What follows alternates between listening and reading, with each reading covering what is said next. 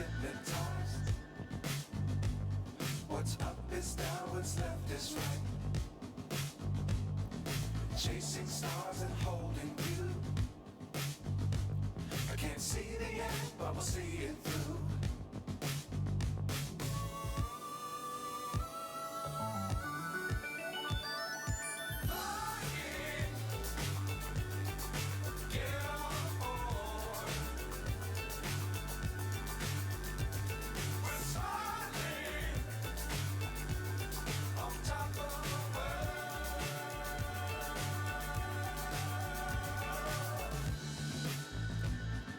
Dangerous times, don't fly too high.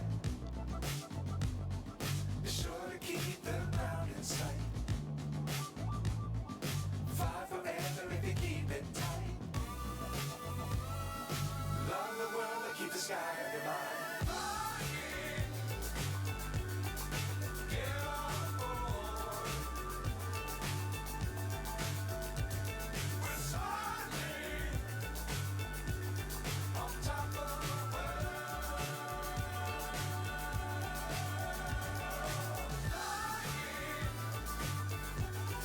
Get on board. We're soaring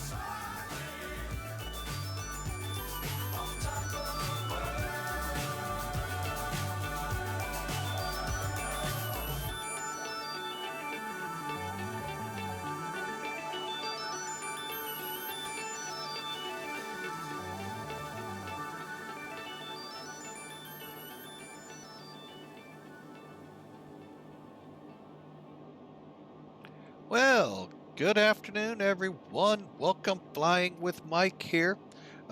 We are sitting in Meridian, Mississippi on the Air National Guard ramp. Gonna pick up that 747 we left behind, trying to get from Warner Robins over to I have such a hard time with this, Barksdale Air Force Base. Don't know why all of a sudden. It's one of my fun go-tos to look at and all.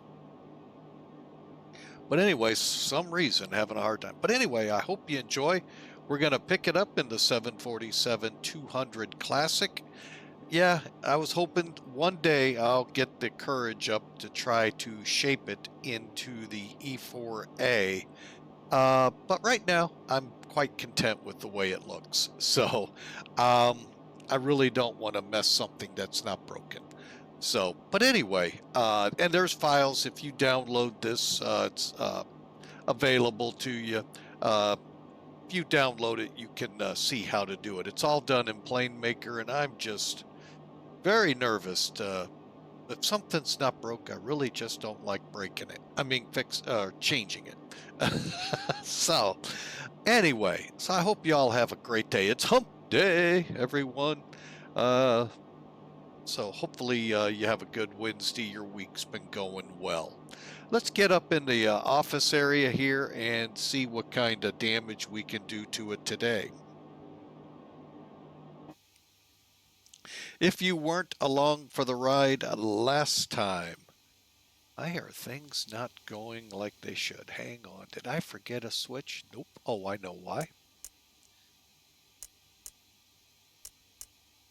Let's try that, see if that swings it around. My gyros aren't spun up yet. Not sure why not. Do have all my, yep, and standby's on.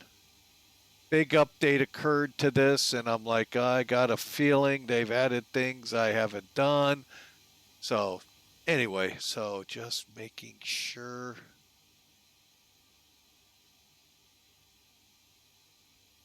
Going through it all real quick. Yeah, I think we should be fine now. Oh, it looks like it's spinning in now. Okay, I just needed to get the INS going. All right. So anyway, as you can see, bit of a complex aircraft, bit of a complication, mainly because one of my favorite views, it's a three-man cockpit. The 747-200, folks, when she flew was a three-man crew up front, just like Concorde. Just about every aircraft minus your 737s, your DC-9s. Trying to think of anything else. those are the only ones that pop in my head, and your turboprops. And even some of them were 3 and 4 man crews. So, it was a time when employment was pretty heavy inside these planes. To the left, there's the captain. To the right, there is the first officer. We affectionately call them the pretty boys. The guy that did all the work, the guy that if you flew on a 747-200, you came away going, oh, that was probably one of the best rides I ever had. He had a lot to do with it because he controls, not only can monitor the engines, but controls the pressurization, the air, the fuel, the hydraulics, fire systems. I mean, pretty much you name it, he controls it except for the navigation. So, yeah, he was the man that did a lot. Now, these two up here, yeah, they had a daunting job as well, uh, putting the plane from point A to point B on course, but then they had INS systems up there to help them. I don't dabble into the INSs mainly because uh, they had a big problem, uh, and I could not get the error to clear, and I even uninstalled, reinstalled, didn't work. So I found an FMC program, ran with it, and that was my end of ever playing with INS. I just didn't like it. But anyway, we're in break. My apologies there. If you miss anything, folks, hey, by all means, go to our YouTube channel. I'll have this up here shortly after the video is completed, or the stream, and you'll be able to watch it in its entirety. I do not edit, so if it was a 7-hour flight, it's going to be a 7-hour video. All right, but anyway, so now, well, we'll wait the 10 seconds here and we'll get back into it.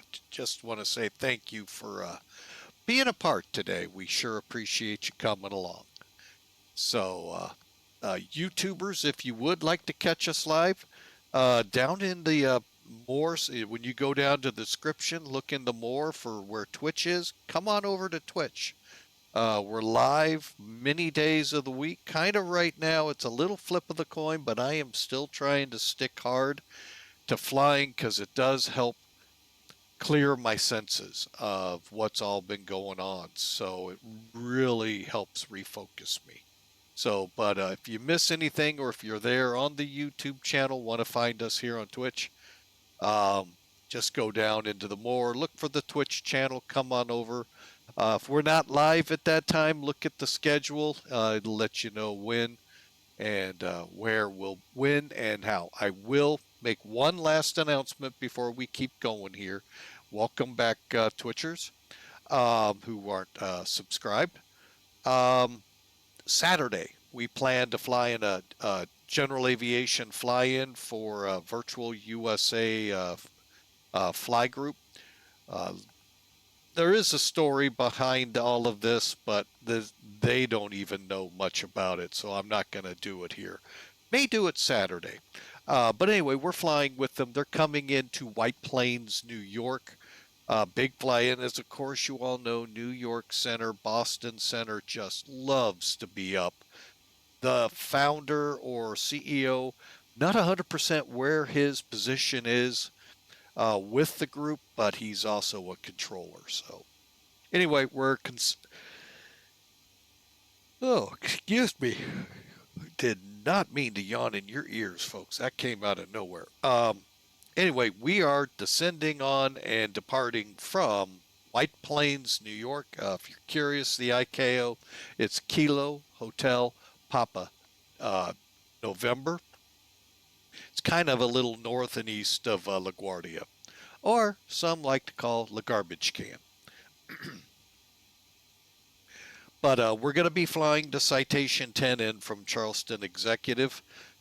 So we plan to be airborne at 6 o'clock. I'm hoping, making sure all the timing and all is right, because one, I got to work the next day, so I don't want to be too late on this stream. But two, I am going to stream and I am going in. So it'll be on VATSIM. Feel free, folks, to fly in to any of the New York airports, be it with a airliner or your favorite GA aircraft. But if you are doing GA, aim up there for white planes. So anyway, that's not today. We are definitely, let's take a look again. Just so we can refocus. We're definitely not in a general aviation aircraft, folks. We could fit several of them inside the belly here. So, but again, we're into classic 747. When we were going to break, we were talking about my experiences with INS. They're not good. We had a big error. The big error resulted in me just not wanting to even fly the plane. And I loved the version I had way back when. And I went through uh, uh, deleting the program, reinstalling the program. Nothing would fix this error. So pretty much put the plane to the side there. PMDG released the 747-400 for a century of flight. So that tells you how far back we're going. Great, I was able to fly. Then this program came out of FMC that you could use for any airplane, and that put the 200 back in the air. Now, granted, the quality of the exterior part of it wasn't 100% to my liking, but I'm going to tell you what was inside that plane was phenomenal. And that's where my head usually is. It's not usually outside, so a little breezy, a little chilly. So, all right, enough gobbledygook there, but hope to see you though Saturday or on the stream. Like I said, we are streaming it in. So, all right, so let's pre-brief real quick, shall we? And trying to figure out where I am on my screens. There we go. Here comes Sim Toolkit. Now we've reformatted it a little. I'll go, whoa, that's a lot bigger. Yeah, we've gone to a little bigger setup with it, seeing if that helps y'all. You can see the route here from Meridian over to Barksdale. The route is right here, Meridian to the J20 interstate over to BERKE and in on runway 15. Yeah, I know. I said interstate. Think of an airway as an interstate, folks. Autobahn, for those of you in the European territories. 19 is the animal we plan to take off on. It's a 10,000 foot runway. Okay, the loadout. 23,760 pounds. Y'all are going, that ain't much for a 747. Folks, the Inusa 68, thank you for the 100 biddies, sir. We sure appreciate you coming aboard. We hope to make it this time to Barksdale. And if we have a flap problem again, we should still be able to make it. It's about the same distance from the last flight. Oh my goodness. But anyway, this aircraft's actual empty weight is far higher than any of the 200s. Well, thank you, sir. Hope you enjoy the cafe, and again, nice to have you. I think we have blue skies here, come to think of it. But thank you, sir. I sure appreciate the 100 biddies. But anyway, we are going to, anyway, the empty weight on the real bird is far heavier than your normal 200 because of all of the military command and control equipment inside there. And then they happen to throw about 108 people aboard. So it's a lot different than you're used to, folks. It's more like flying a cargo plane with a lot of cargo and 100 people in it versus flying it as an airliner. But it's also like a business plane because there's a lot of compartments inside, conference rooms and what have yous, so they could, control things from the air. No cargo today, and cruise will be Mach 85, Mach 0.85. Sorry, folks, we're not going to break the sound barrier that much. No. And we're going to try for 34,000, but we'll see. And we're going to try to make sure we get all the flaps up this time. That was the problem that brought us into Meridian last time. Didn't get them up quick enough, and all of a sudden we're way above flap speeds, and they broke. Which, that's pretty cool that that is simulated here.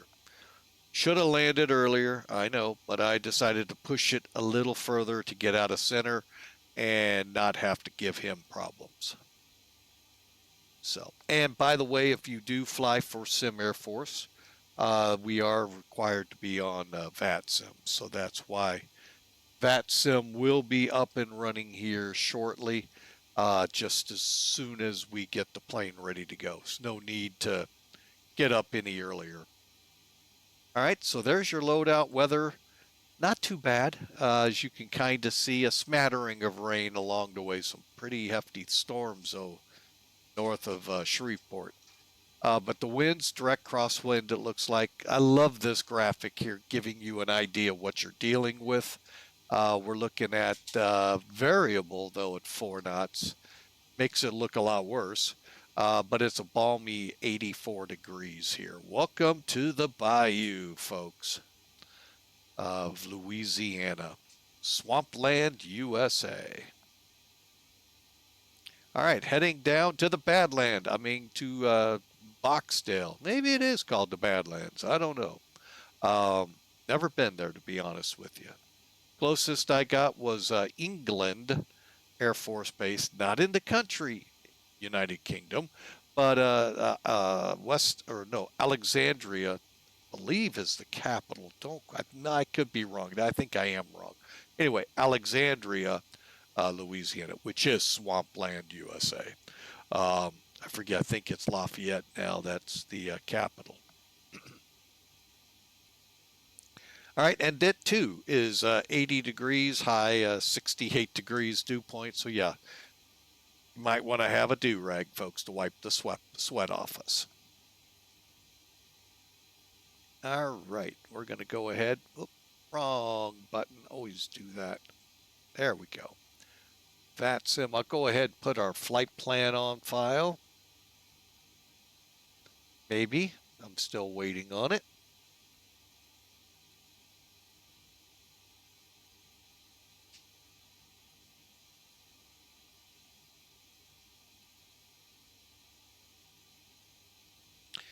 And I got a couple things to add here, folks. For some reason, surprise, surprise, didn't come in. All right, so let's do this.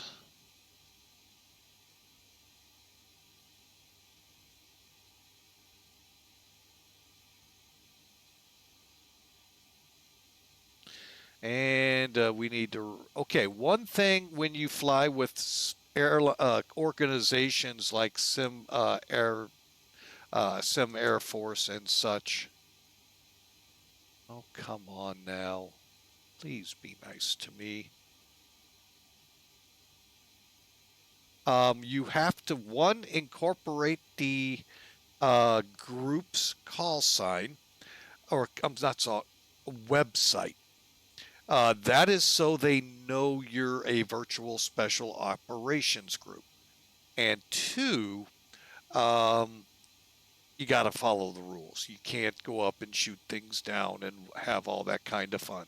You got to be on VATSIM, play by VATSIM rules, but if you plan to fly fighters or bombers into the military zones, you are cleared hot, where anyone else may not even be cleared in at all. So just, if you're wanting that kind of life here on VATSIM, great. It's available. Just join one of the groups. Sim Air Force is a great group to join, so something to think about. Oh, looks like Dallas came up. All right, must have heard we were online and said, hey, let's give them some headaches. Nah, not a problem. Not today. We're just flying like an airliner today. We're not doing any military maneuvers or controlling anything. All right, so that wraps it up, folks. So you can again see the weather we have. All right, kind of like I said, a smattering of rain from all the way from Meridian over to Dallas. All right, and now let's get this bird going. I'm going to be kind of quiet, just follow along. If we go to commercial break, just remember, folks, if you want to learn about this plane through Flying with Mike, head over to our YouTube channel and you can watch it without commercials. So, I believe so. All right, so let's get after it. All right, first thing we want to do is load the aircraft. All right, first, the nice thing it tells you your frame rates, which are very important, folks. If they drop below 20, VATSIM can't. If it stays below 20 for too long, VATSIM will kick you off.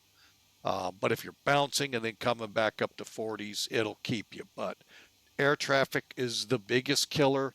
Next is the weather, and then sceneries and so forth. But anyway, let's go on here. So we know we have 108 people. We have some nice presets. Let's start with 25.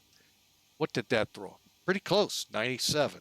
So let's just bring it up real quick. Let's see. I'll put a couple more. Actually, 4 up here is good.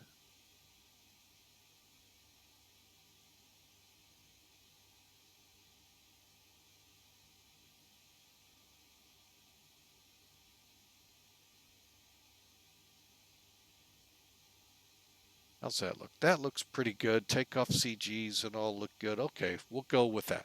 Pretty simple, just 25%, bring it up to 108. Perfect, right? All right, now the next one gets a little tricky. Destination distance. In our case, we are looking at 291 miles. You can see we do it in increments of 50, so we'll round up, which would still be good. We'll do 300. We're going for flight level.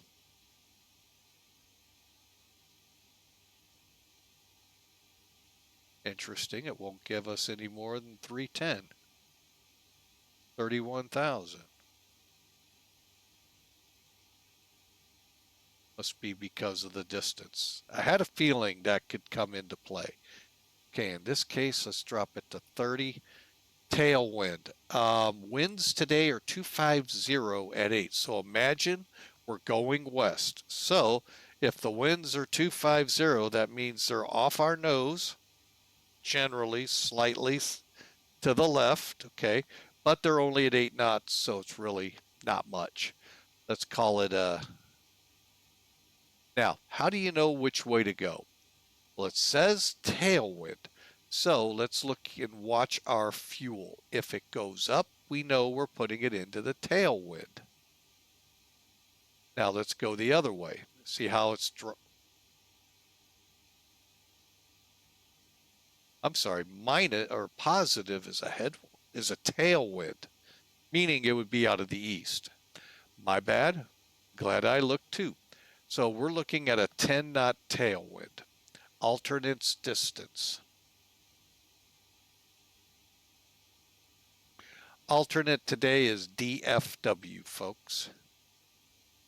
From Louisiana, we're looking at hang on, let me find it here. There it is. 215 miles. I'm going to go ahead and go high. Mainly, that gives us a little extra cushion in fuel. I'm going to bump us up to 10%. And I'm going to put a taxi fuel of at least 20 minutes on to cover us.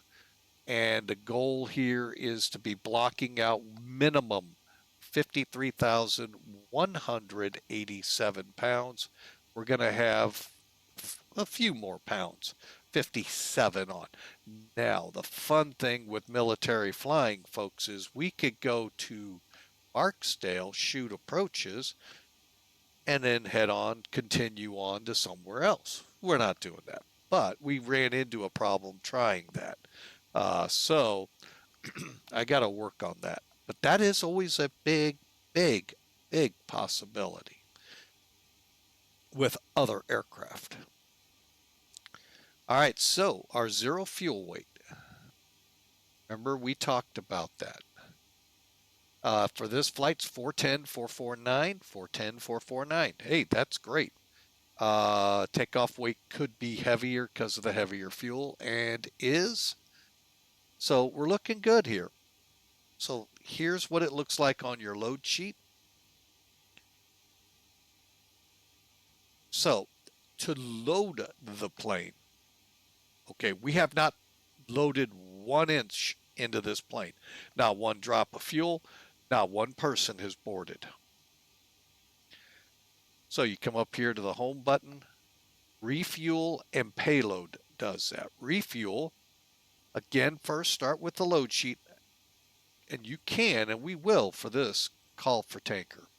And what it's going to do is bring us up to 57,376 pounds. That'll be up here momentarily.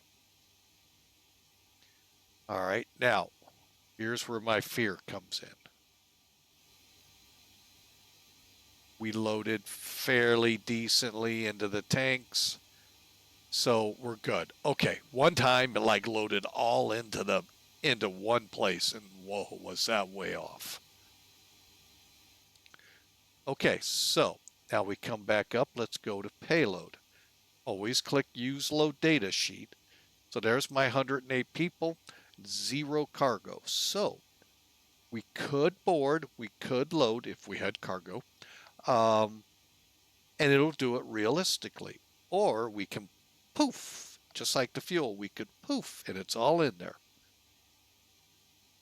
Board. We're going to do it this way. And it's going to take its time. See, it's going to tell you how many are on. While it's doing that, let's move on and get this plane ready for flight. First thing I'm going to do is start up our APU. Okay, and we're waiting for the door to be open.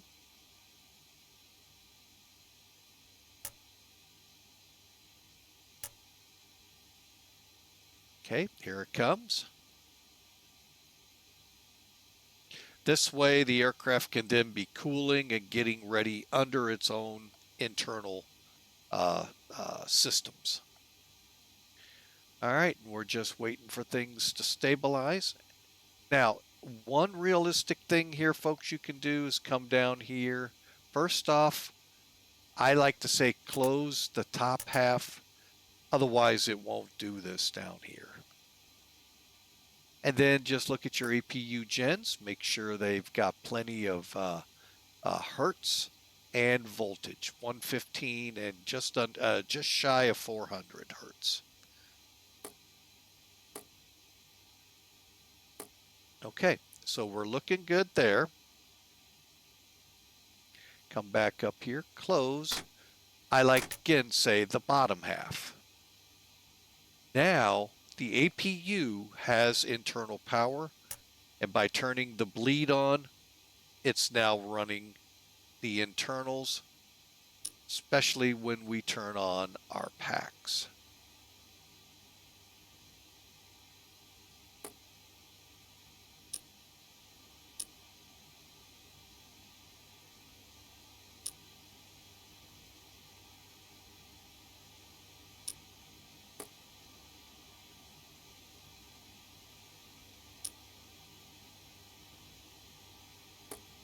Okay, we are all set and ready to go here for now. Now, one last time I'm going to say, and now we're going to kind of kick into high gear here. If it says test, i.e., hang on, right here, there's some down here for the squibs and all of that, fire detection and all. Test. There's a quiz at the end in the form of the checklist. So, here we go.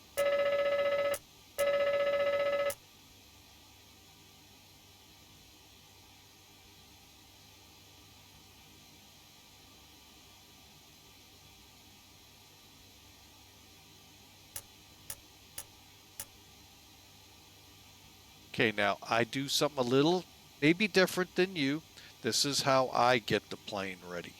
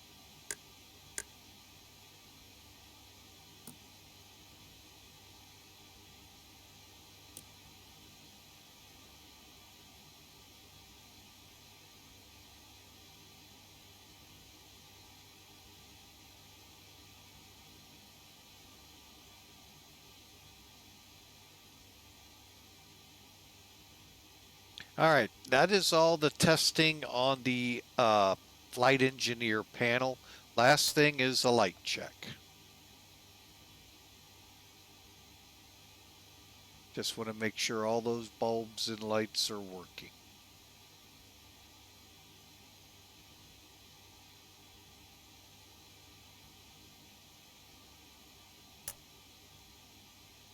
Can, of course, set your thing. We'll talk more about the audio panels here as we go along. But make sure your lighting controls are set. All right, now we're going to go to the overhead.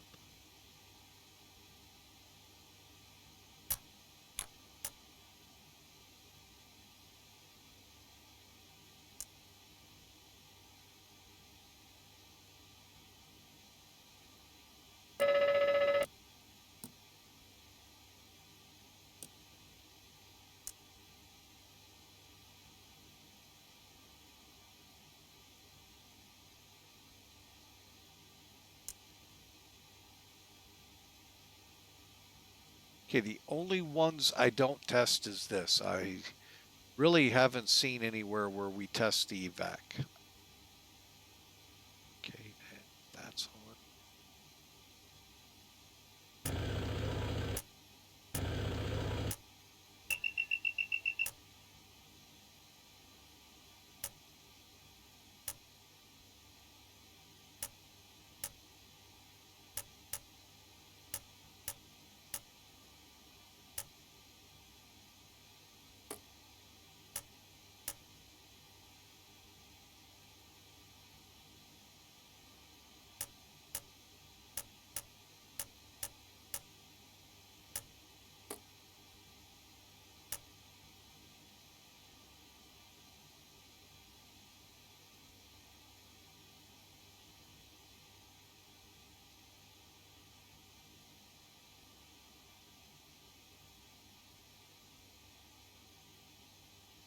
And basically, we're doing the same thing, folks, a light check.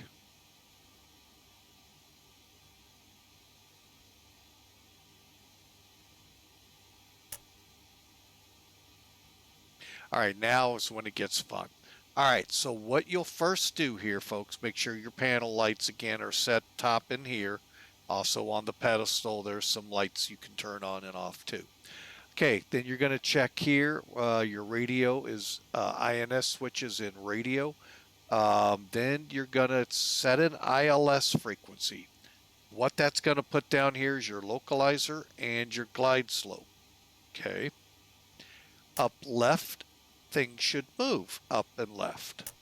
Okay, well, it's already showing to the right, so you're not going to get the down right 100%, but you'll get 50%. The glide slope will come down. Okay, and then what I do is move it off.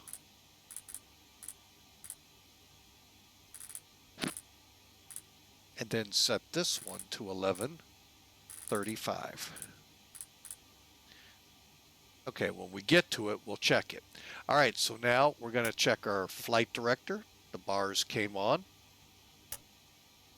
Make sure the auto throttle's off, autopilot's off. I've already set my numbers. I haven't touched up here yet.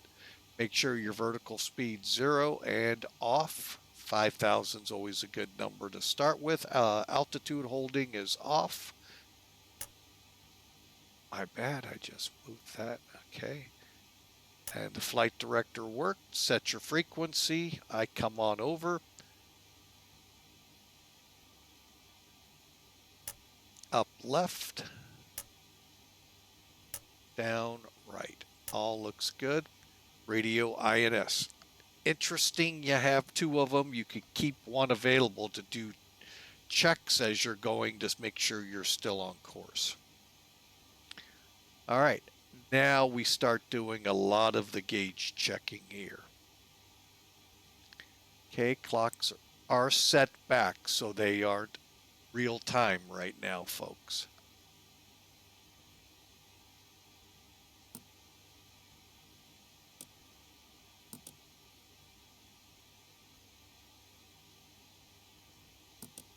Okay, so we had a good attitude indication. What did we say? Hang on. I think it was 2998.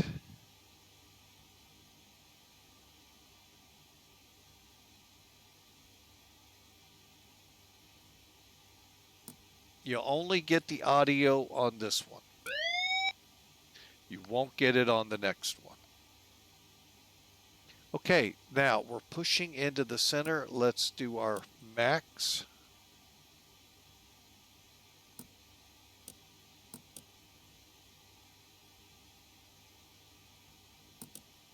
Okay, now we'll go up here and reset all of our maximum indications.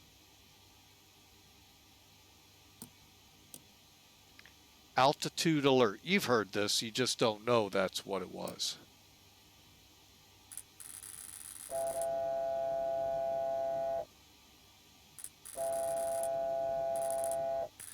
Yeah, y'all are going, oh yeah, I know that tone, okay. And you've never heard this on Flying with Mike.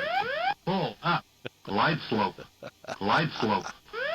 Pull up, glide slope, glide slope. Pull up. Never heard that. I'm such a great pilot. Yeah. All right, and then we did a rudder ratio, and it's just going to put an idiot light up here. Like that behind the stick. All right, so gears down, got a green gear down indication. You do not get individual gears here. It's one button, one word. And you all let me forget something.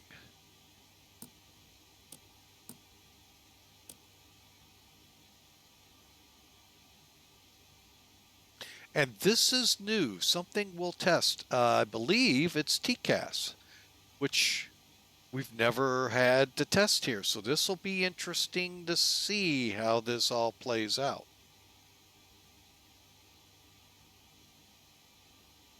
Oh, real quick, because it took me a while to figure it out. Those of you familiar with the Classic, by the way, this is 1.6.2 or 1.2.6.2. I'll have it for you in a second. Don't worry, folks. Okay, I lied. Anyway, I'll have it. It will be in the notes for the YouTube video, but it's something like it's the latest, greatest version.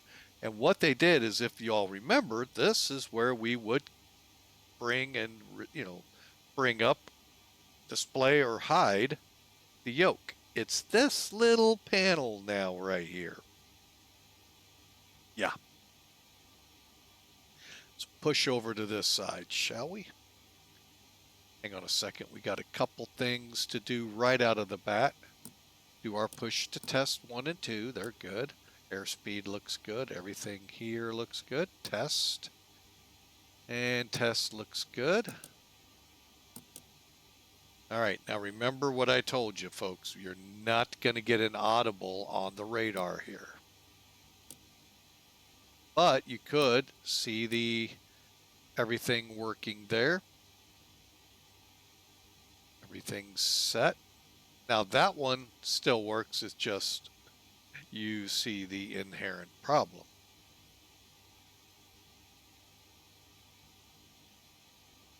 All right. And that is all of these gauges now checked. Everything looks good. Now let's go all the way back. Think of it like a typewriter. Oh, wait. Some of you have no idea what I just said. What's a typewriter? Lucky you. We're just warming the CRTs up. Oh, wait. Same generation. What's a CRT? Be thankful you never had to deal with them. Okay, all our switches are good. Switches are good. CRT's warming up. And we'll just do a cursory look. Make sure our frequencies look good. We got our radar tilted up 5 degrees. It's on standby just to make sure it's aiming away from people. EPR system is set up for takeoff dry. We're going to get flagged in the checklist. Don't worry, we'll talk about it. And then here's those 2 light switches.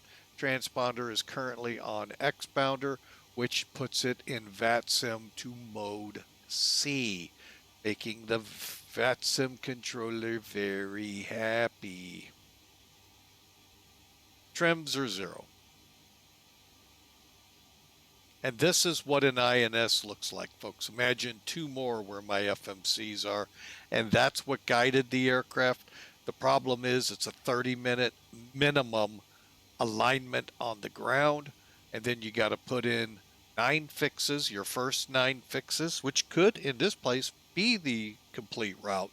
But when you do a normal 747 2 to 5,000 mile run, there could be a boatload of them, and you got to keep. It's a working man's plane, even for the pretty boys up front here. So, and with all of that, that puts us ready to make our final checks here. All right, so 108 people are boarded. All the cargo's on. Crew of 7 aboard, and we are ready to go. Just want to stick my head out. Now, the reason the cargo doors didn't close this time, no cargo. So that's something we need to go in here, go to ground, close, close, close. Now, we did not open L1 or 1L. And basically all that does is just opens the doors.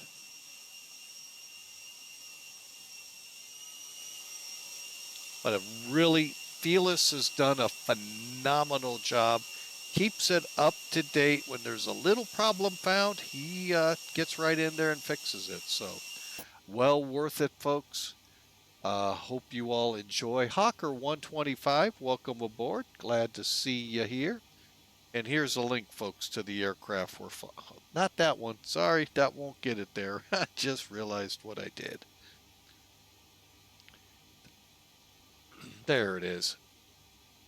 And then head over to the X-Plane forums and you can find the E4A updates to make it look more like an E4. For those curious what one looks like, hang on.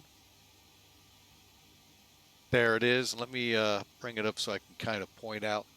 The hump is put in there, and the nose, there's a refueling port on it because the aircraft was set up to stay in the air as long as needed.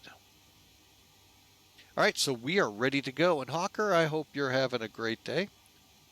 As we fly a nice little short hop here over to Barksdale. All right. Kind of figuring out where I am. Oh yeah, Meridian. Let's go ahead and close that door now so I don't forget. We'll do our performance here real quick. Again, always say, no, yeah, you heard right. Yeah, Barksdale.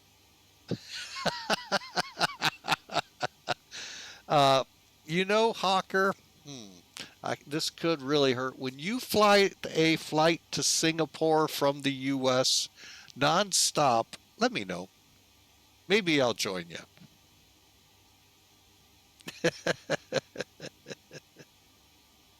Say out of New York City.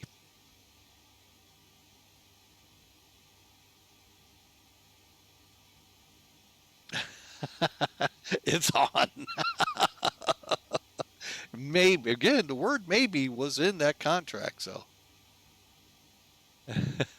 I don't know yet. I do have an event I'm already tasked to for Saturday. All right, so we hit load sheet, and that puts in our initial data. Now, let's get our runway length in here. Here, we're coming off a 10,000 3-foot runway, so 10,000. Airport elevation is 298. Again, it's 100-foot increments, folks, so you're going to be rounding here. Runway heading 190. Slope, you can actually get that, folks, from Sim Toolkit.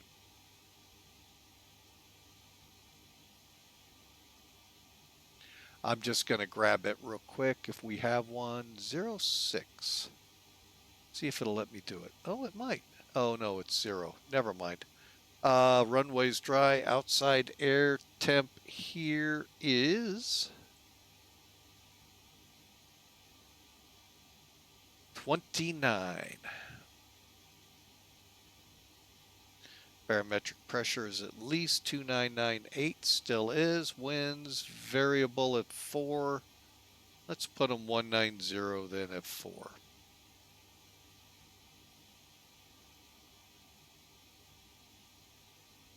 Okay, with all of the data here, now you have your speeds over here. You don't have to hit a calculator or anything like that. It automatically adjusts as you put stuff in.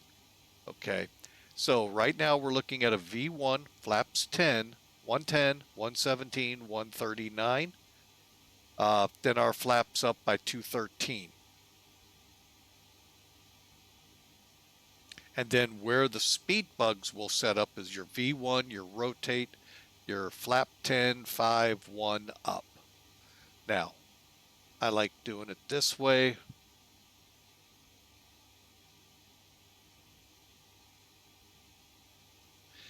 Because when I hit set speeds, you see how they lined up. So there's our flaps up bug. 2.8 on the stipe trim we'll get before we go. And 19-degree pitch for takeoff. So she's going to be climbing at a pretty good angle, and then we'll level it at about 1,000 feet for acceleration. Once we pass 10,000 feet, folks, this is a big misnomer. They think because they're in a big, beautiful Queen of the Sky 747, well, I can do 280 knots below 10,000 feet. No, you can't. Only with permission from ATC can you do that. That's right. If you got to keep flaps out, folks, you got to keep flaps out. And believe me, when this plane gets heavy, folks, you're going to have flaps 1, probably flaps 5, maybe to 10,000. Then as you begin your acceleration to 287, then the flaps come up. Just got to be careful to retract them, because this plane, it can get a little tricky. We need 2,000 feet for takeoff, and our runway corrected is 10,175. No, if you go by that, folks, you will run off the runway with 175 feet of it behind you in the grass. So you're all set here. Guess what it's time for, folks? Checklists. That's that test I told you that was coming. See what we missed. And we did miss some things. I'll let you know. Before start checklist, please.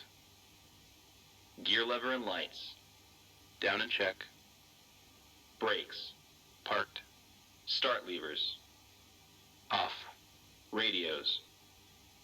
On and check. Flight control hydraulic power. On. INS. Check and nav. Compasses. Slaved. Window heat. On. Seatbelts and no smoking. On. Emergency lights. Armed. Exterior lights. First one. Check. Flight instruments. Check. Altimeters and clocks. 1015. Set and cross check. Radio INS switches. Radio. Radar and transponder. Standby. Indicator lights. Check. Engine and wing anti-ice. Off. Stall warning. Check. Mach airspeed warning. Check. Auto brakes. Check and off. Body gear steering. Arm. Anti-skid. On. Autopilot and flight director. Check and off. Takeoff warning. Check. Auto flight enunciators. Check. GPWS. Check. Instrument warning. Check. Flight director computer selectors.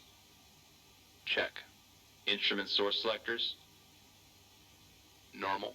Reserve brake valve. Closed. Spoilers. Down.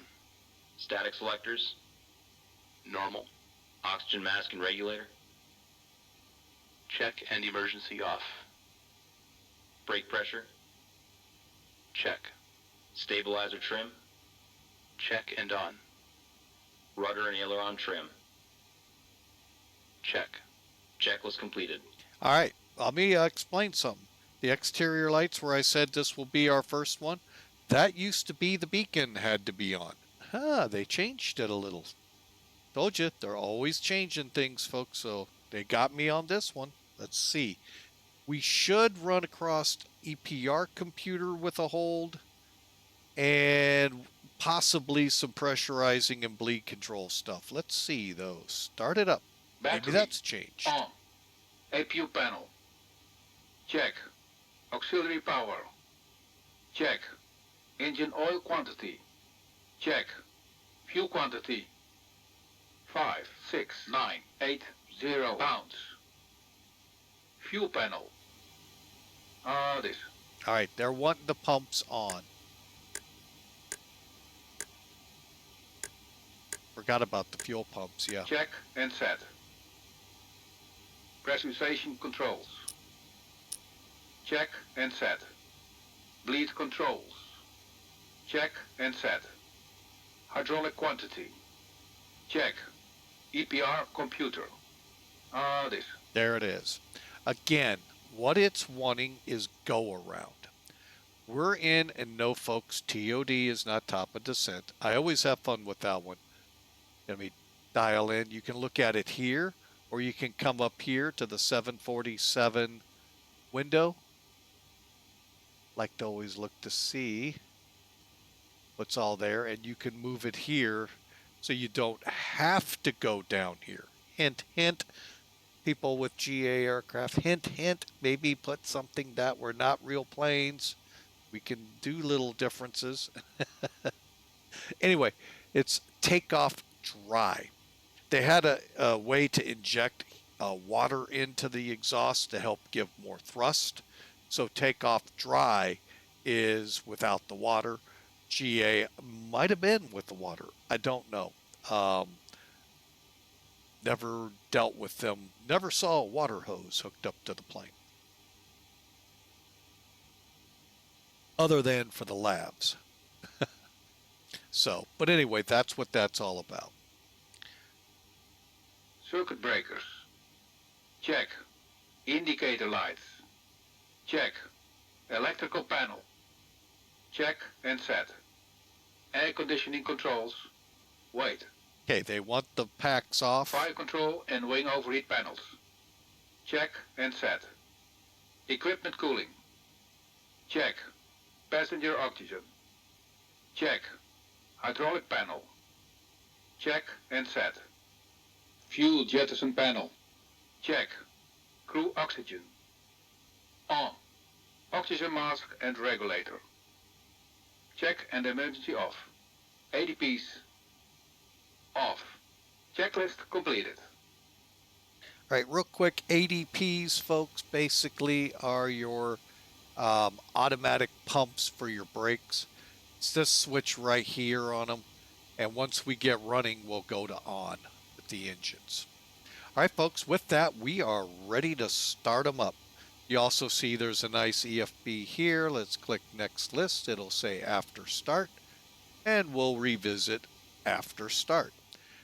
All right, to start this beast up, it's actually not as daunting as many people think. The guys at Felis have really done a great job making it a little helpful, a little easier for us in with the audio. But that audio can help you as well. It's not as easy anymore to get away with accidentally starting the X-Plane 11 version in 12, being that it says X-Plane 12 now.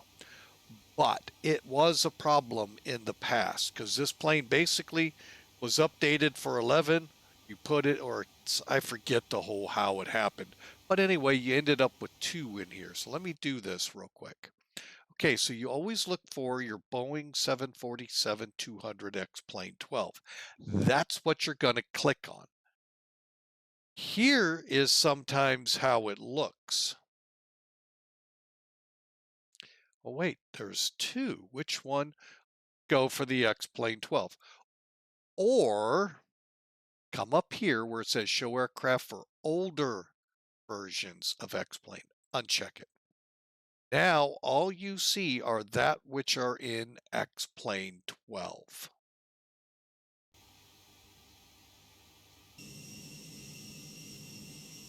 So as long as you started up the X-Plane 12, everything will sound right. I will let you know when.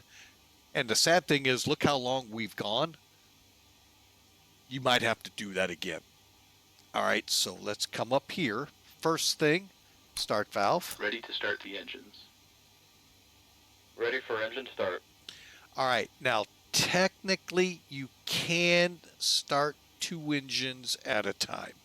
The reason behind that ability, places like Frankfurt, JFK, your major airports where when you push back, starting four engines takes time. Two at a time is like starting up any two-engine aircraft. So that capability is here. Now we will go 3, then 4, and then we're going to go 1 and 2 together to show that.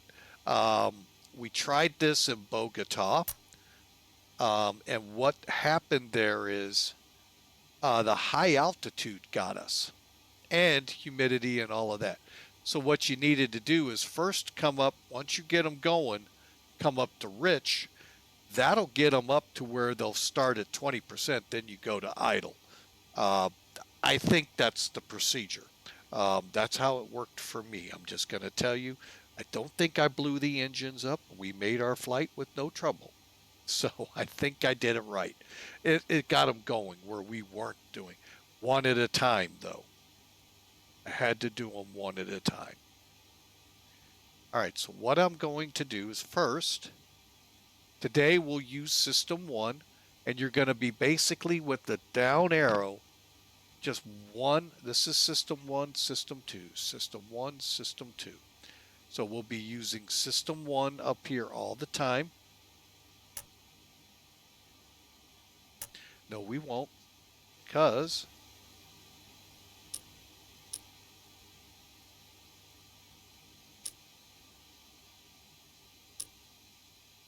we need at least 40. Ready to start the engines. Oh, I closed it. Ready for engine start. Now we'll do it. Starting engine 3. Starter valve open. Okay, once you hear starter valve open, now you can come down here and you can either watch N2 from here. Sorry, folks, it's not up on the front gauges. Or just wait for them to say 20%.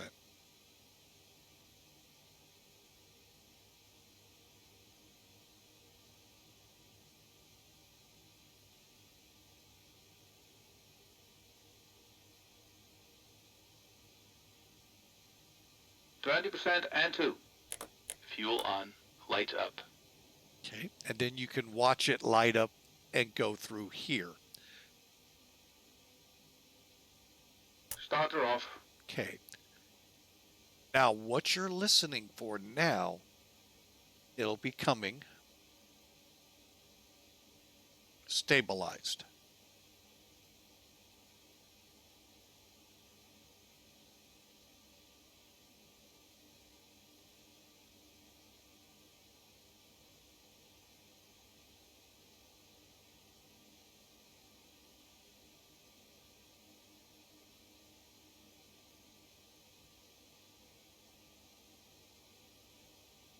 Engine stabilized. If you don't hear that, folks, you are in X-Plane 11. You will not get enough power for takeoff. You might get it to taxi, but you will not get it to get airborne. And that is, unfortunately, an hour for us. You can see it's at least 30 minutes into your flight. By the way, we'll have to put our flight information in here shortly. Starting engine 4. Starter valve open. Okay. Again, you're not seeing anything in the front gauges. It's all over here. Top gauge.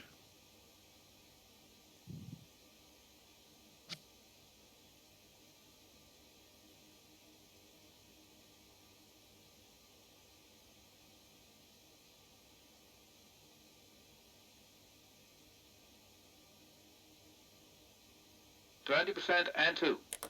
Fuel on. Lights up.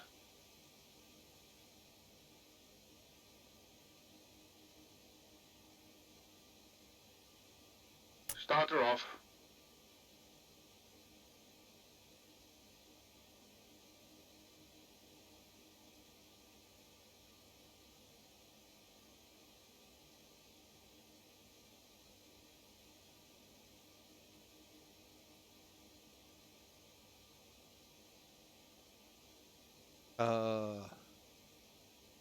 Where's my flight? Oh, are you kidding me? I didn't. Oh my goodness. Engine stabilized.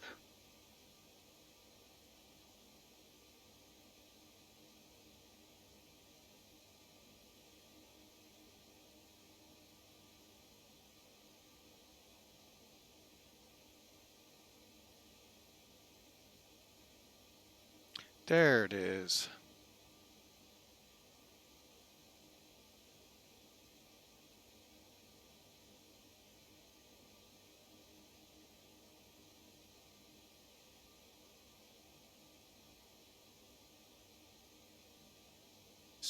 Pardon me just a second here, folks, getting my route put in.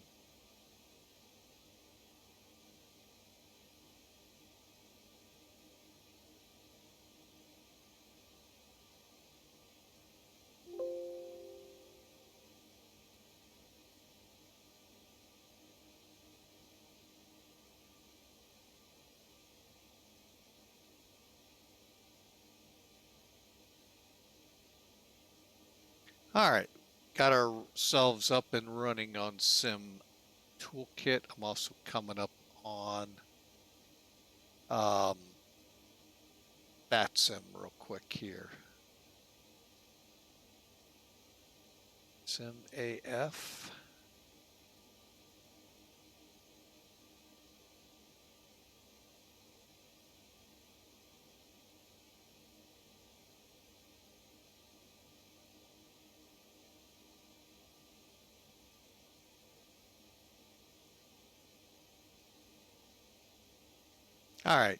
All right, let's get back into it. As you can see now, we're back up. Now, like I said, we're going to do 1 and 2 together. Starting engine 1.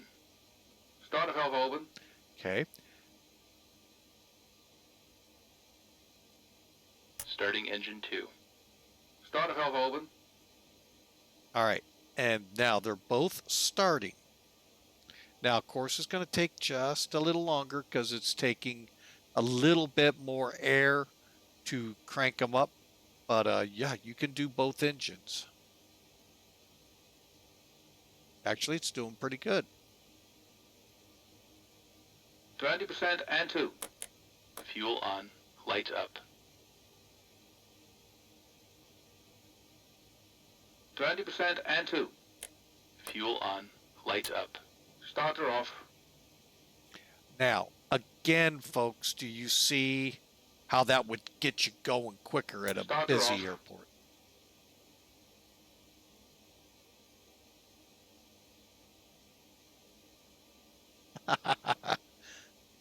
Don't follow them, huh?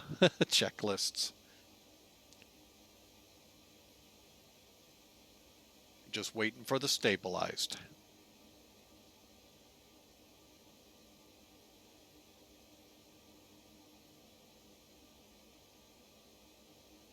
Engine stabilized. One more.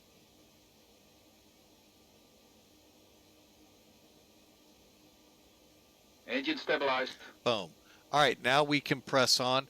What I'm going to do is first get us on engine onto our electrical buses. So to do that, you just come over here, click. Oh, and by the way, if you do not have the correct sim running in 12, say you started up X-Plane 11, you won't be able to do this either. So I forgot about that. You would not be able to.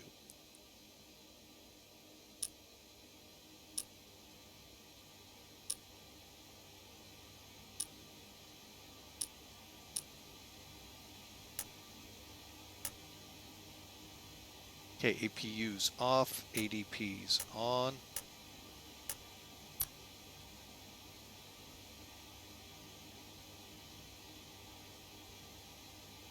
Okay. All right, so it's wanting us to make sure the flight recorder is on, the start switches are off, beacon lights on. Oops. That's what the checklist is for, folks. That Hawker so aptly liked to point out, Mr. Unless it's on a YouTube checklist, he doesn't know what a checklist is. By the way, speaking of which, kind of, sort of, you showed me a picture of you flying a couple days ago. How'd that flight go? At least it looked like you got back in one piece. You're here on the stream.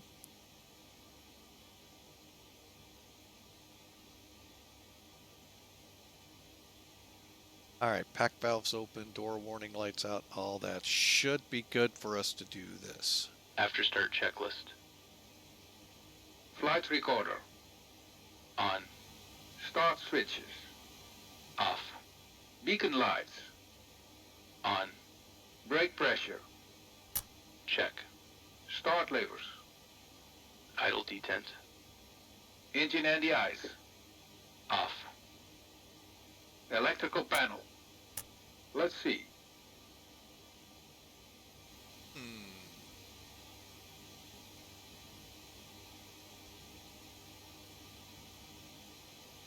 I hate when it throws a curveball at me.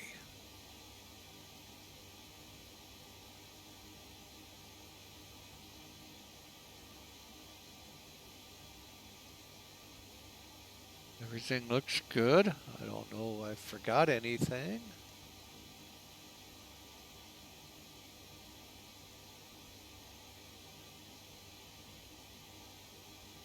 APU is off. Oh, I think maybe I need to come over here. Cockpit to ground. Disconnect ground power. This bright of sky, sometimes I can miss a light or two on there. Ground power disconnected. Oh, the one that always gets me is this switch right here, the split. Check. Pack valves. Open. Door warning lights. Out. Hydraulic panel. Check. Flight recorder. On. After start checklist completed. Okay, and the nice thing is, like we went away, now we'll come back. We're going to go flaps 10. Flaps 10. Now we set our, whoops, sorry about that, folks. We set the trim.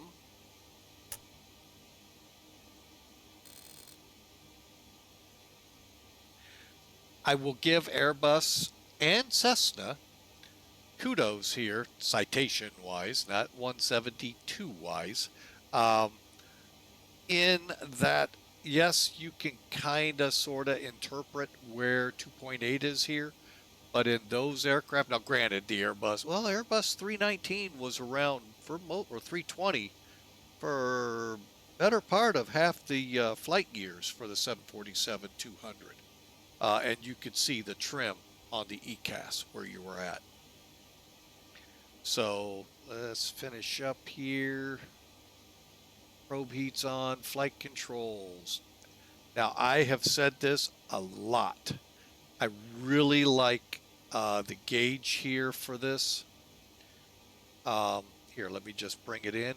It's right here. It shows elevator, aileron, and rudder, where the 727s, and I'm not sure the ailerons are really moving much. but you can definitely tell here.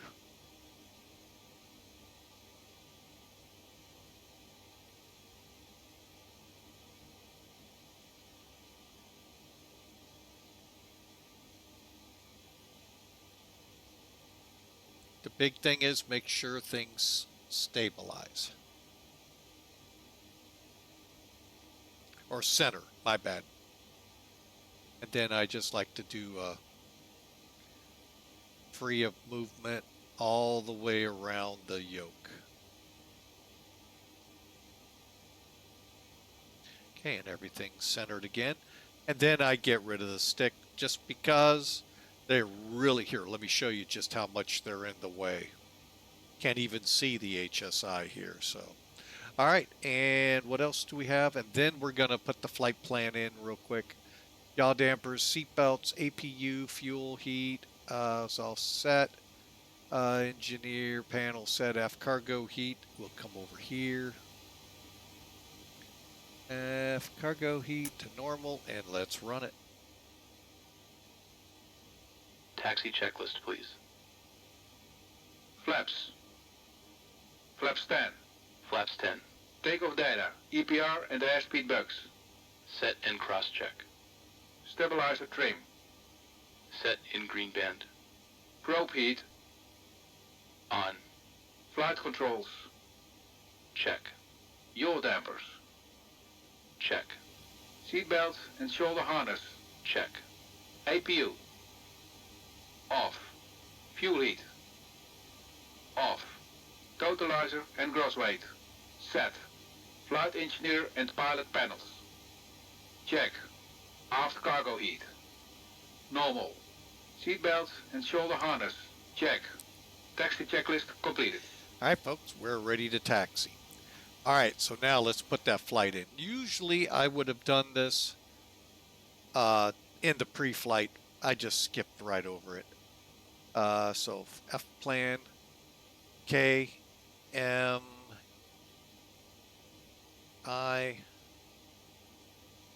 KBAD. All right. We're going to put MEI for 2. Flight number we're not going to worry about. Next page.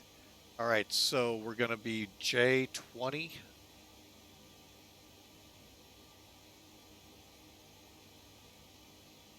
And that dumps us off at BERKE.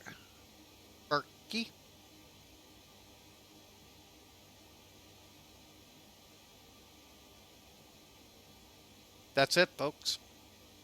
Now we're going to come back to flight plan.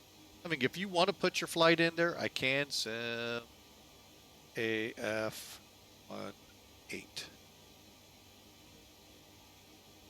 All right, then we'll go in here. Our departure runway is 19. No SIDS.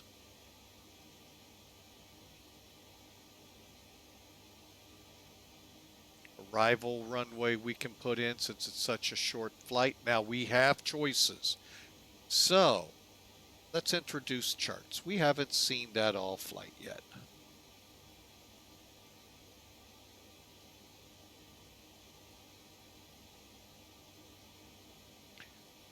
There's our METAR here as of 31 minutes ago. However, let's again recheck Barksdale 1505 right down the runway. Cool. Looking good. No worries there. For our approaches, though, let's go ahead and select, and it's going to show them here in reference to our final fix here of BERKE.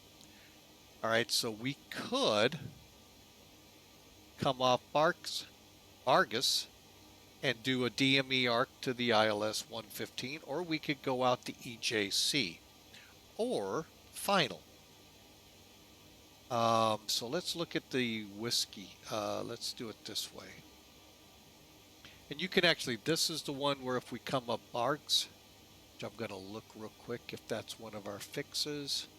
It is not. So we're not going to fly this one.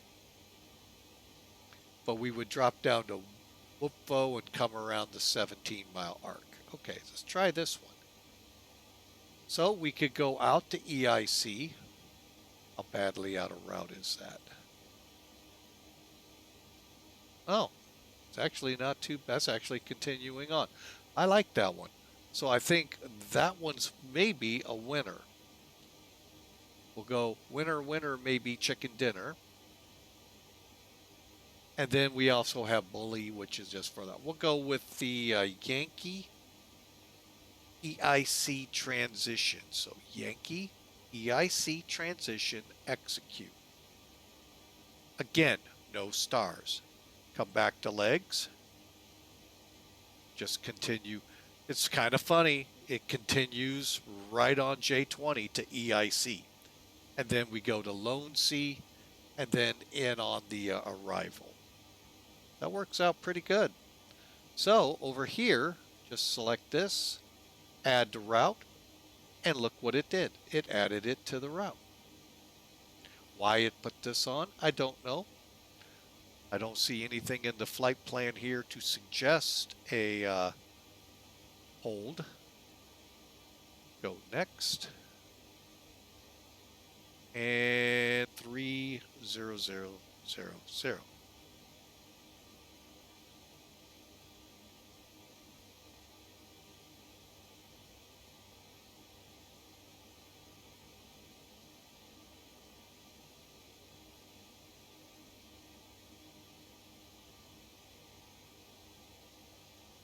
All right, we're ready to go, folks. Now, y'all have heard we're in CTAF here in the VAT USA only area, folks. Anywhere else in VATSIM, Europe, South America, Central America, Canada, not 100% sure about Hawaii and Alaska. They may fall under VAT USA. But if it's VAT USA, they're playing with common traffic. So, usually a tower frequency at towered airports. Otherwise, on a sectional, you'll see it denoted with a C next to it. And that's your common traffic. You would call 5 miles out to get the active runway from one of the FBOs and then bring it in. You do not get clearances through this channel. You get that from centers, approaches, and so forth. All it is a, here, let's just say what it is. Common traffic advisory frequency. Keyword advisory. You're letting people know what you're doing here. So that's all it is. You're not going, Meridian Tower, I'd like clearance for takeoff. No, you're just going to tell traffic taking off runway 19. Meridian common traffic, some Air Force 18 heavy, taxi to runway 19. Whatever else you add because you want to hear yourself on the radio is fine. Do as you please. You're not going to hear that out of me. I'm just going to give you the bloop so someone else can talk. Be respectful is all I'm trying to say. So, but once you're airborne, switch over to the Unicom, which is 122.8, or center. Actually, you would be on center if they're up anyway. So, all right, so we're ready to taxi. We've got such a short taxi. Let's just do the next one up to body gear steering. So we'll come up here. Let me show you a little click spot right here at engine ignition. Click them, and they all go up.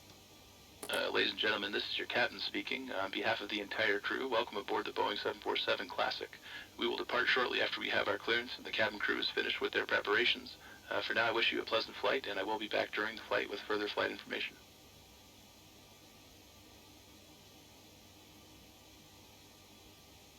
Cockpit to ground. Remove the chocks.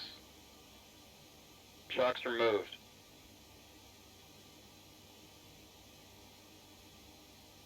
Cabin crew, arm slides.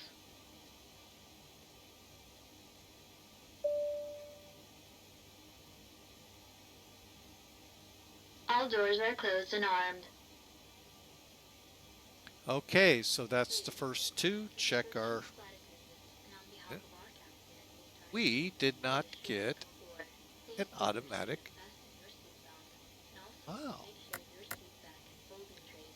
Okay, real quick, why you can't hear is because I have the PA. Where is the PA? Where is the PA? Oh, here it is.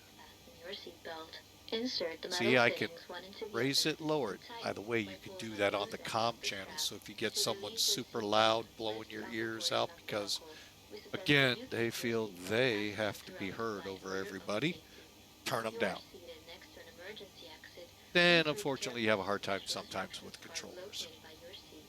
If you do not wish to perform the function of Parking the brake strap in released. the event of an emergency, please ask a flight attendant to reseat you. There are several emergency exits on this aircraft.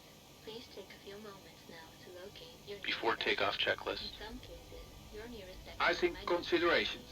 if we Check. need to evacuate the Cabin alert. floor level lighting will Check. guide you towards the exit. Transponder. Doors can be opened by Check. moving the handle Ignition. in the direction of the arrow. Each Flight door is start. equipped with an inflatable slide. Body gear It can also steering. be detached and used Damn. as a life raft. What is body gear steering? Watch the mains right here, folks. Two functions they do. They help it to turn tighter so it can operate on a little, not such a big airport. And two, saves wear and tear on the tires for tight turns. Because most airports that see these aircraft kind of set their taxiway entries and exits for them.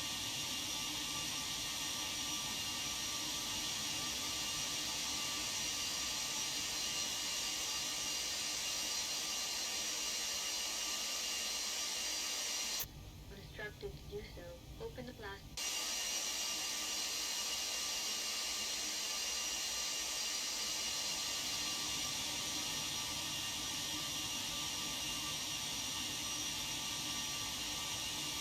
Now you got the Air National Guard here and the Army National Guard, I believe, in the background here. Kind of a unique setup here.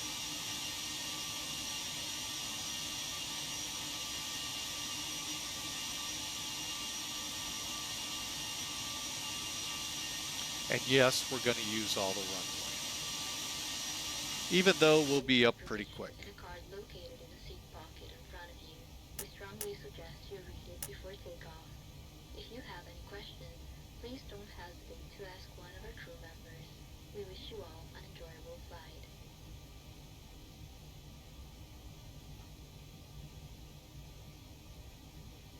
All right, let's go ahead. Flight directors on.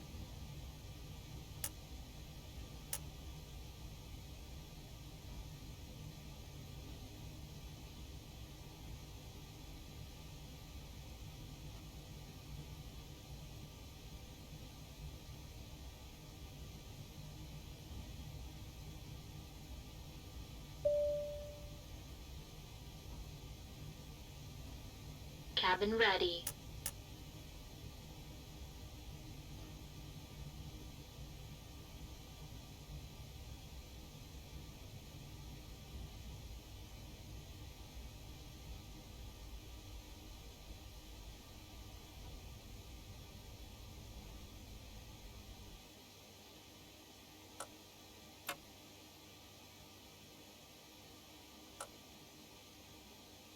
All right.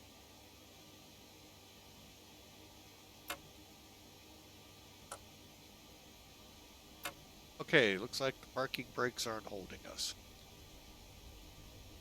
Meridian common traffic, Sim Air Force 18 Heavy departing 19. We'll finish up here.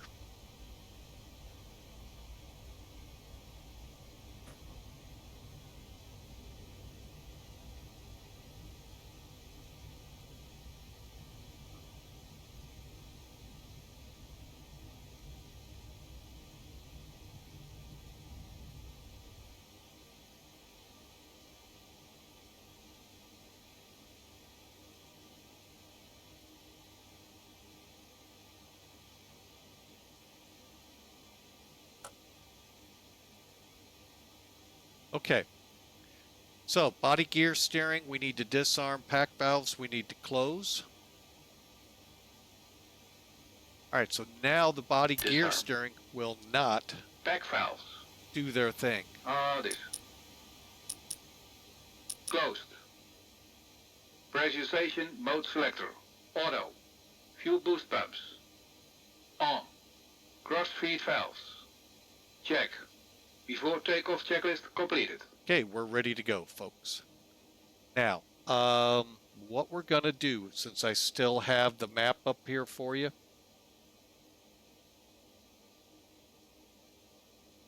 first off, we're gonna come off the runway, and I'm going to circle left and then direct MEI, okay?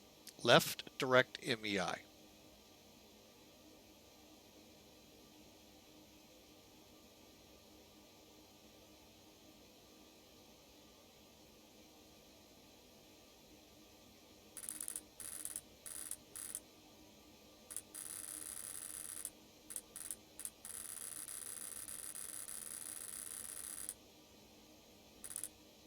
We'll start with that. Okay, we're on heading. We're there. 17. All right, folks, you ready?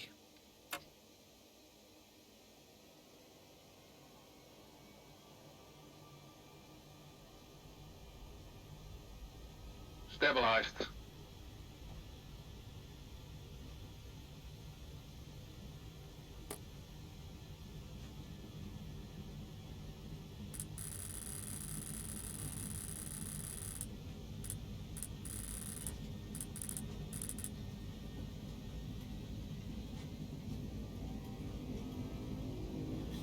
Thrust set.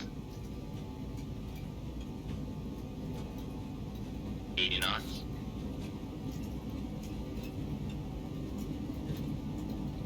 V1. Rotate.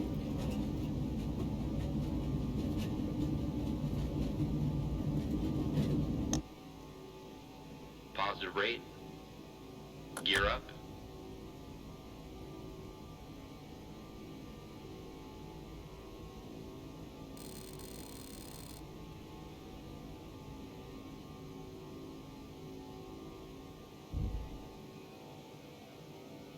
Gears up.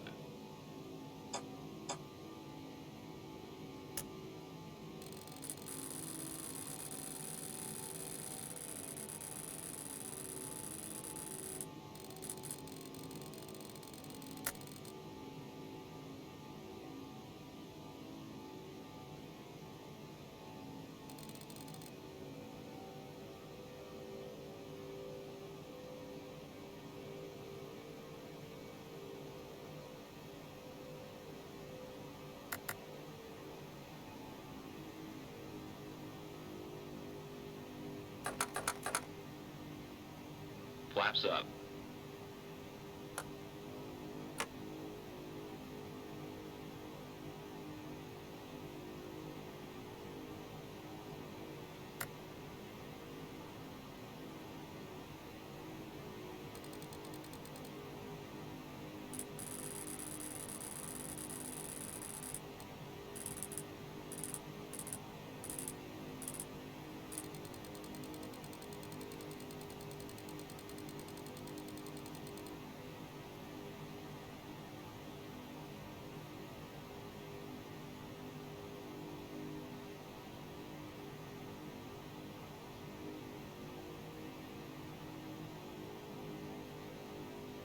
Okay, we got the flaps up this time and in time. Yeah, the speed came up on us quick again. Okay, let's get over here. We know we got to get the packs back on. Okay. Next. Gear lever, landing, ignition, seatbelts, packs, fuel heat, auto.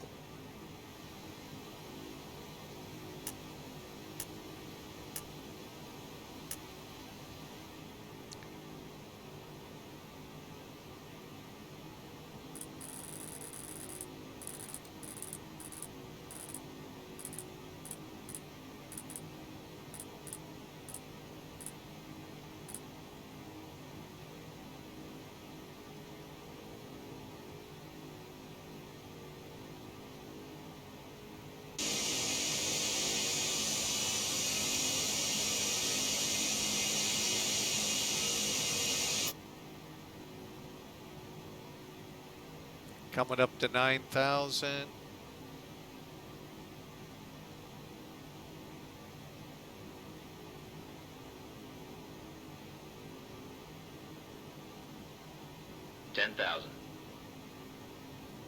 Okay, 10,000 means the light's off.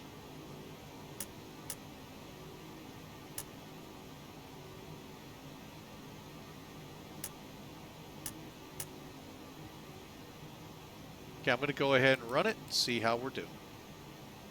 After takeoff checklist. Gear lever. Off. Landing and logo lights. Off. Ignition. Check. Seatbelts and no smoking sign. Check. Pack valves. Open. Fuel heat. Auto. After takeoff checklist completed.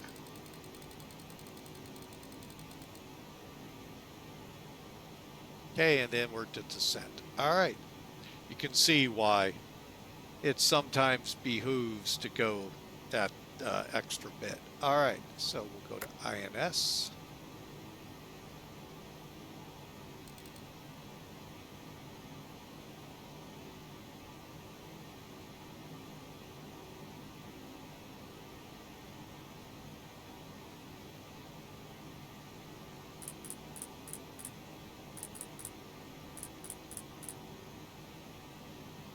Now I just want to make sure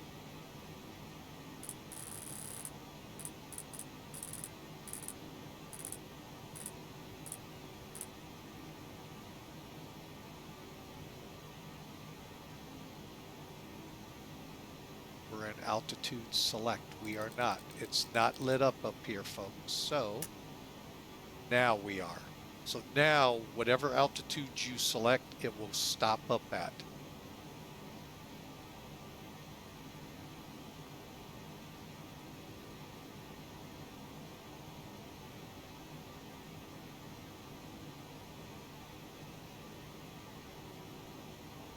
Oh, my laptop, I think, ran out of power. Ah!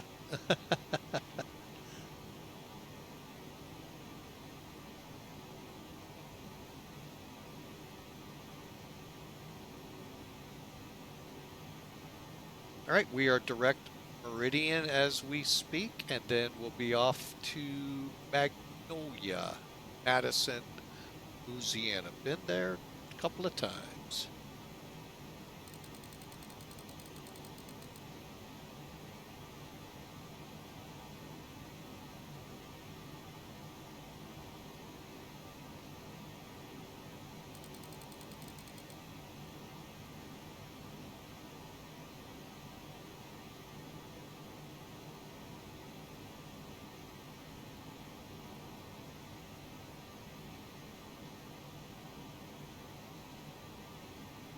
Okay, 113.20.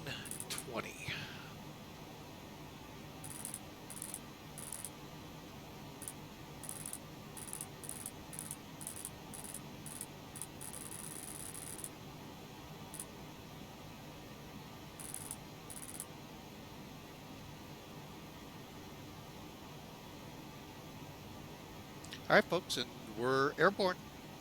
We are doing much better than we did last time. Much better.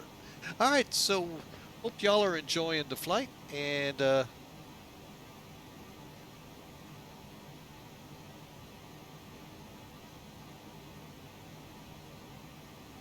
for a second there, I thought I had the charts still up, and I was for sure I took it down.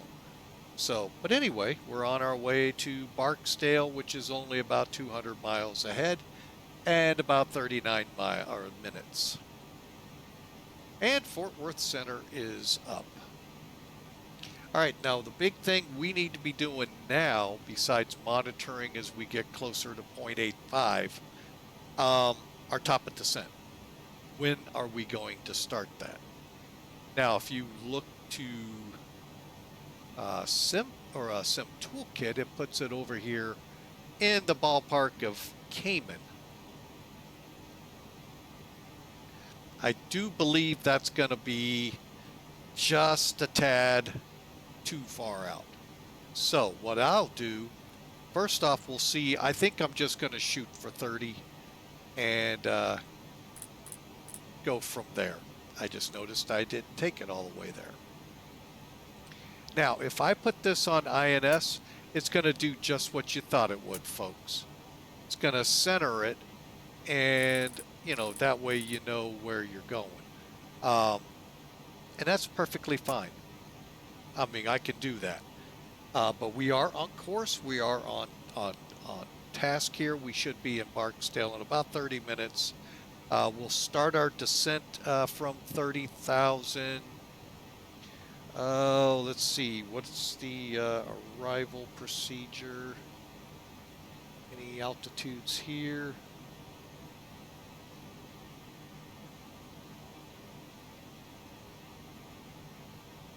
Okay, so the VORTAC EIC, we're coming in on it, is above 4,000 feet. LOIC is above 2,500 feet. We've got roughly 5 miles between the two. So what we'll do is take 30. So that's 30 minus 4, which is 26, times that by 3 is 78. And let's bump it by 20. So call it 100 miles out of EIC. I want to begin our descent. Okay, so I'm actually going to think about putting it on this one. Pretty sure we're too far out right now, but it should tune in pretty quick. Okay, so at approximately 78 to 98 miles, we'll start our descent to 4,000. Hopefully we'll still be outside Fort Worth descending. And then we'll go with Fort Worth. Who knows what they'll do.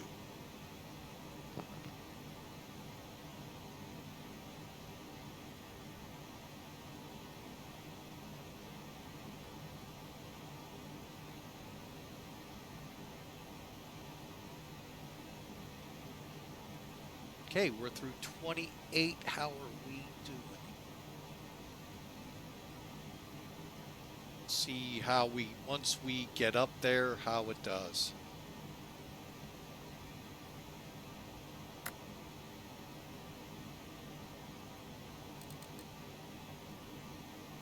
We should be able to cruise at about Mach 0.80 for sure.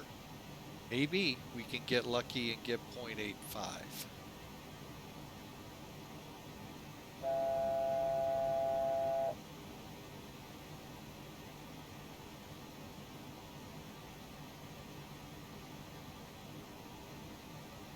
Okay, I am going to go ahead, switch us into cruise. Now you can do it the hard way. Okay. Or, and I should have, because it's a heck of a lot easier. Watch your Mach. Right here. And then I can switch and still be monitoring everything. I really love that panel. Also, you saw you have the ability for your SEVA stuff to be there, or what's the other one, LTN, to be there as well. So really very thankful for Felis, and that little thing helps a lot in the flight sim. Now in the real world, they would really love it, but not going to happen. All right, so our next frequency of worry is 32, which is 25 miles.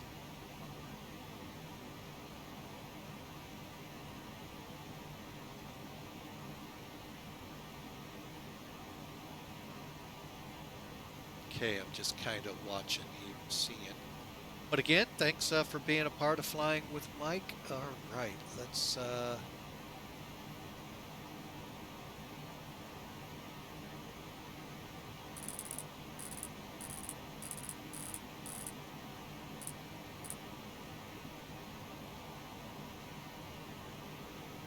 It's about where I wanted to set at.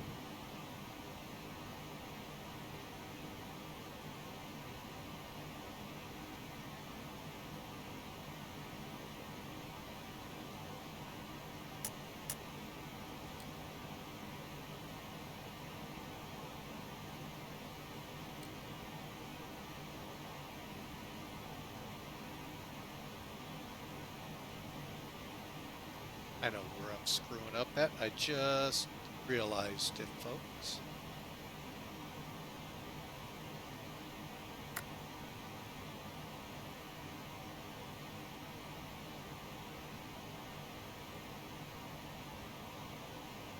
I need to switch it off EPR and go to Mach to get my speed. Let me slow us up.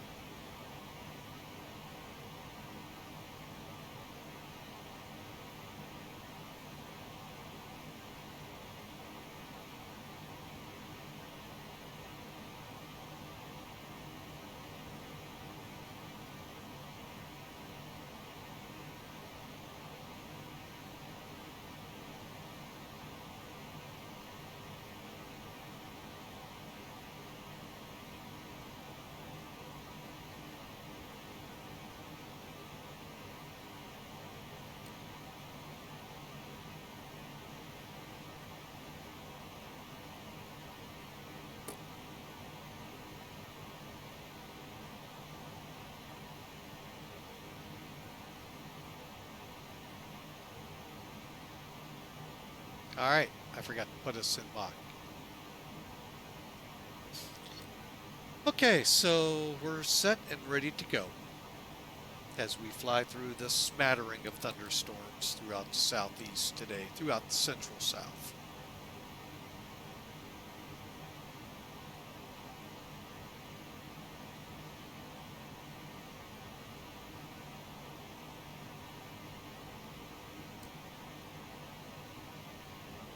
Hope you enjoy the flight. We'll be starting our descent in about 80 miles. Yeah, 80 miles.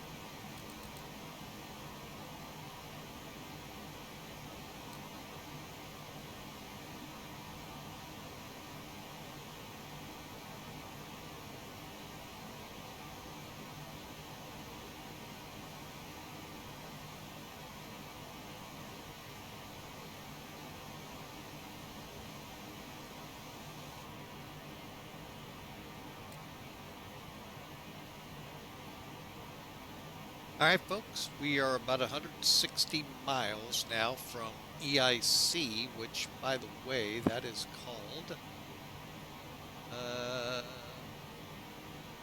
of course, there it is, Belcher, Shreveport, VOR. Again, I said in about now 60 miles or so, we will start our descent and get down to 4,000 feet by EIC. So we're doing really good here. Flaps actually up on schedule. Actually ran into a little nose dip there, but we picked up on it quick enough. Let's go ahead, set for at least 200.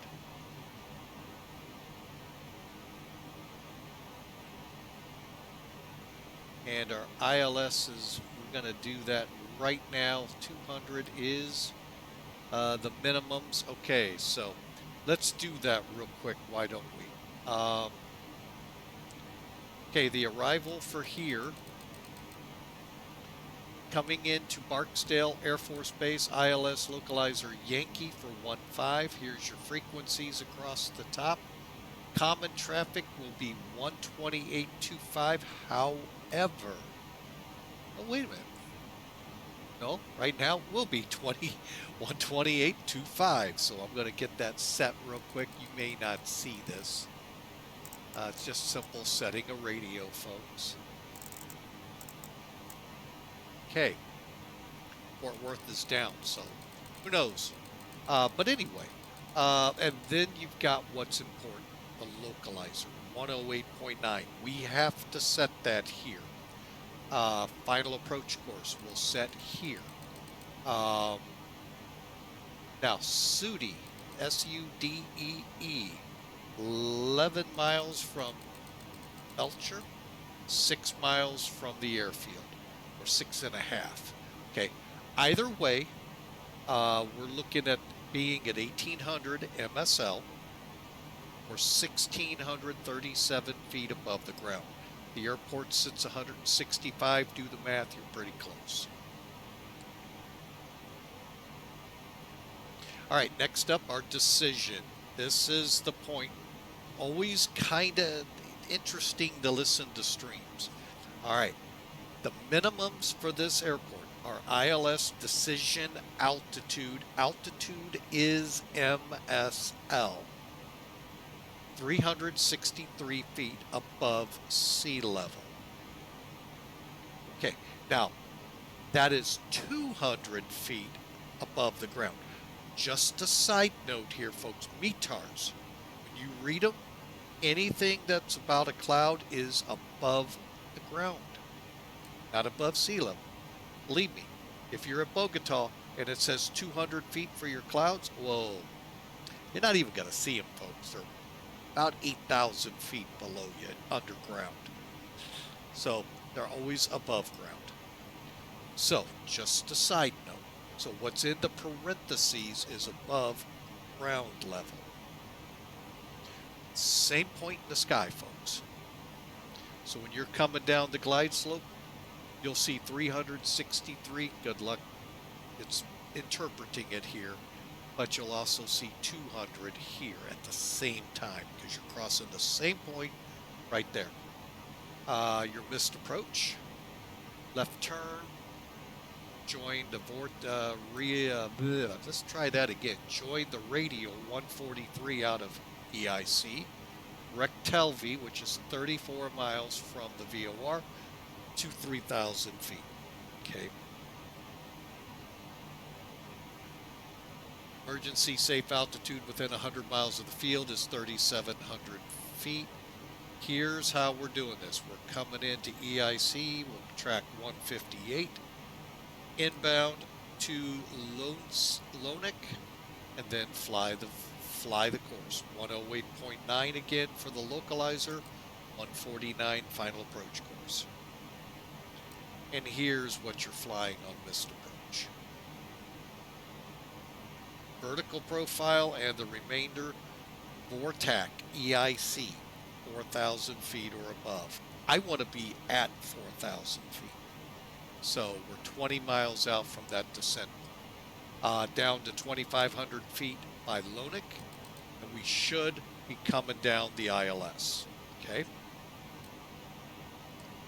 We'll look at the performance here real quick, but we can grab that in our descent. But I'm thinking right around 140, so about 619 feet a minute. I'll get it out yet. 2 minutes 14 seconds from Sudi to the missed approach point. So 2 minutes 14 seconds, or the decision altitude. You decide: do we go around? Do we proceed? Instrument guys out there, you know the rules. I don't. I know it's something to do with, you see the approach lights, you can proceed till you see the pappies, I believe. Or is it the threshold? I can't remember. But there are specific rules. You can see the approach lights, you can proceed on. When you see the pappies, you're clear, or something to that effect. Please don't go bite me, folks. Probably would fail your instrument test. ALSIF 1 arrival, Pappy on the left. And again, here's what the airfield has to have on the METAR: at least the clouds broken or overcast 200 or higher, RVR 24 or half mile visibility. No ifs, ands, or buts about it on this one. Then if you lose stuff, what happens? All right, once we're on the ground, real quick, because we are closing in on our descent point, I'm figuring we're coming off at Charlie, but we might make Bravo. We'll just head for the main ramp and plan on parking. Maybe down around base ops, but we may park here. We'll see.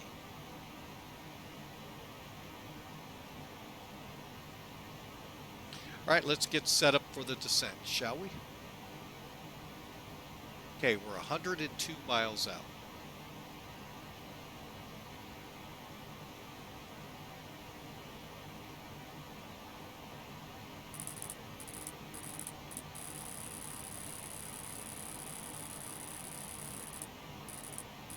Okay, I'm gonna set it to 11. Let's make it 10,000.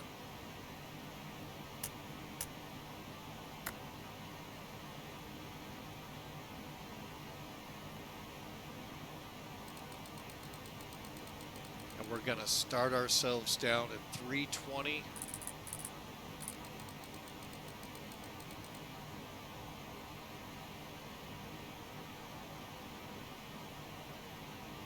And go from there. I may switch it right. I'm going to go ahead. Stand by. Again, you can do it here or here. Switch into indicated speed, and we'll take her down from here, 2,000-ish feet a minute, and she should power down.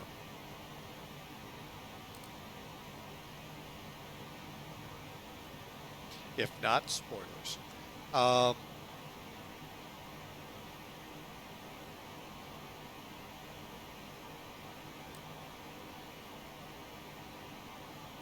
Let's get our numbers.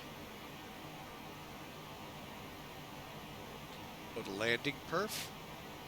We're going to do exactly the same thing. Load sheet. There's our landing estimate, our CG estimate. Now we got to plug in our airfield. 11,758 foot long runway.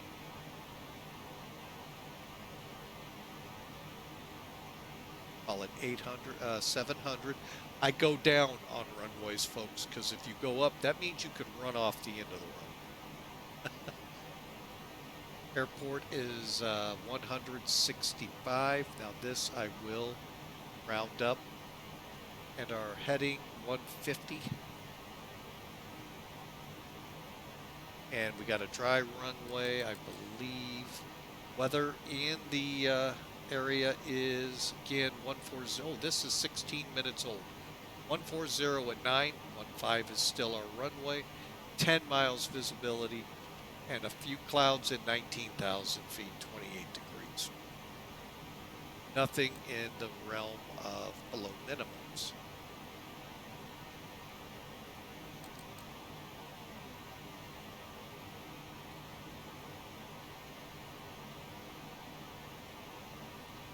All right, we're back. Okay. And by the way, my daughter, youngest, who just had a child a month ago, just got a new job. Yay, girl. Good job. Pressure here will be 2990, and we said the wind's 140.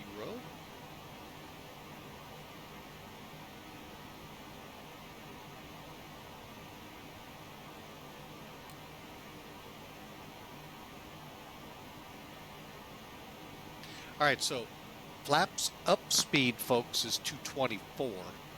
VREF 124. So in that 100-mile or knots, we will be throwing the flaps out.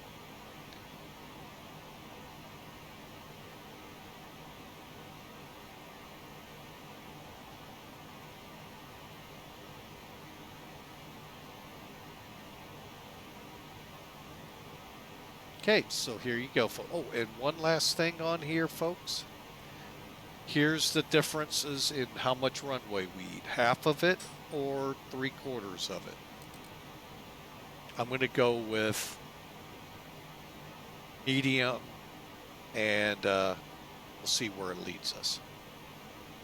Okay, so we can start it. Checklist is good. Seatbelts.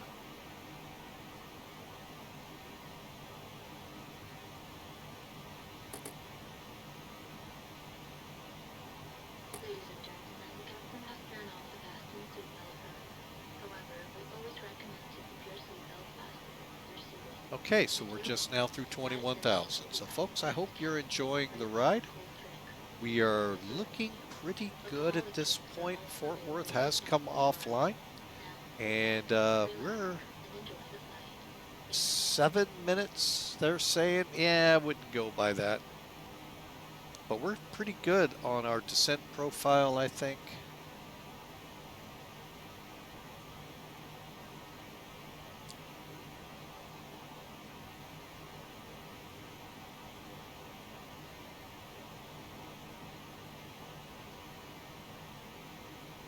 All right, and then here's the fun thing to do. See how far.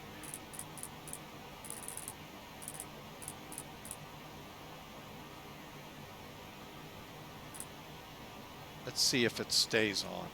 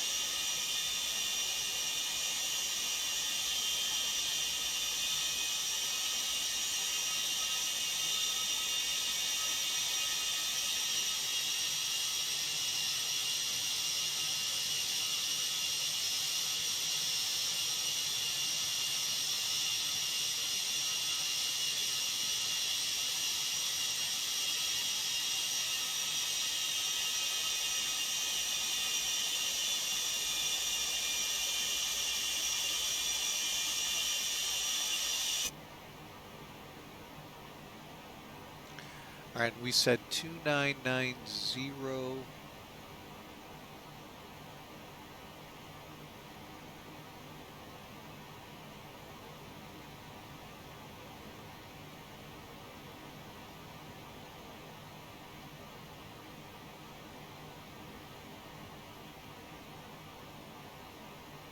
Okay, we're set there. Let's go back here, get our pressurization set up.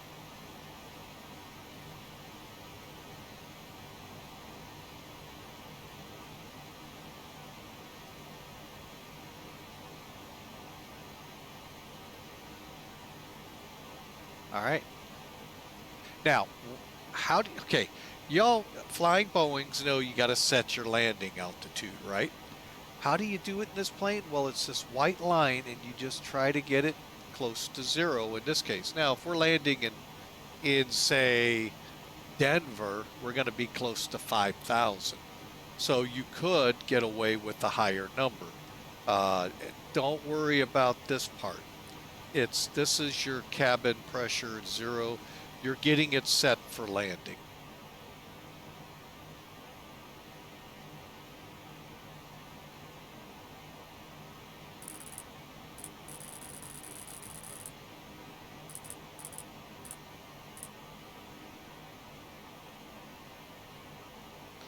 All right, and I'm going to set that there. We should go idle on the throttles. We did. See if it'll decel. Still got a little ways to go, so I don't want to get in there too quick.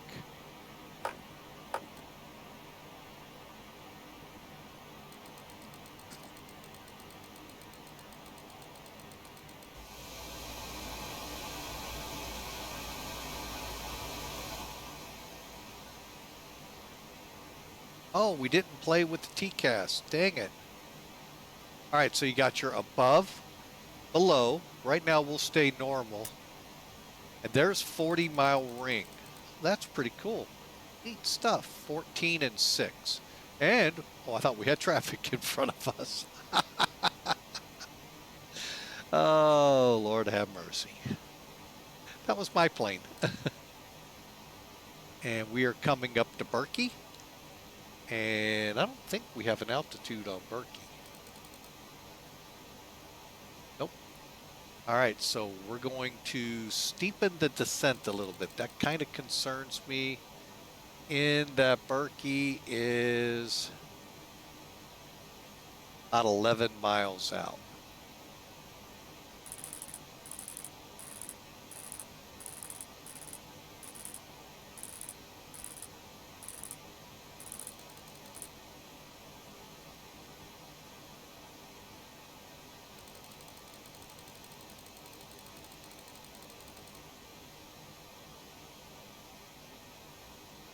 Okay, there's 10,000.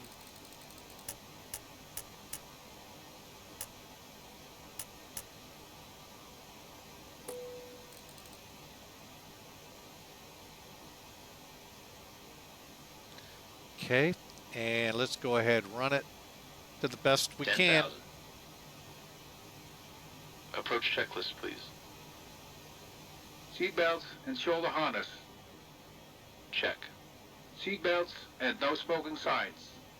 On. Anti-ice. Off. Exterior lights. Check. Outer brakes. Damn.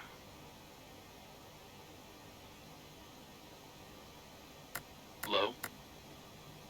Radio INS switches. Radio. Cabin crew, prepare for landing. Flight director computer selectors. Check. Brake pressure. Check. Spoilers. Mm. And all carry-on luggage is stored underneath the seat in front of you or in an overhead bin. Our cabin crew are currently passing around the cabin to make a final compliance check and pick up any remaining cups and glasses. Thank you.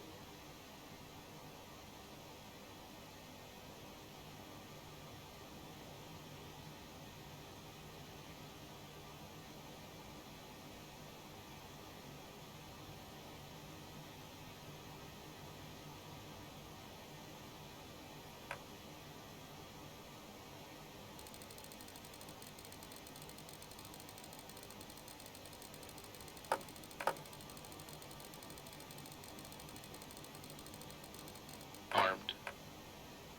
Altimeters. 1, 0, 1, 2. Set and cross-check. Airspeed bugs. Set and cross-check. Seatbelt and shoulder harness. Check. Fuel panel. Check. Fuel heat. Let's see.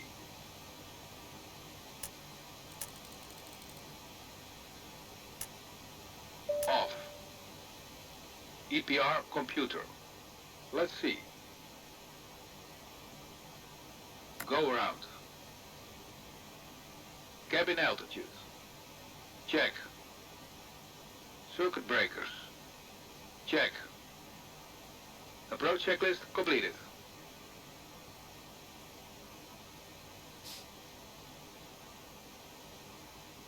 All right, folks, we are tested. We made sure everything's in order. We are just about outside 15 miles to our turn point for the airport.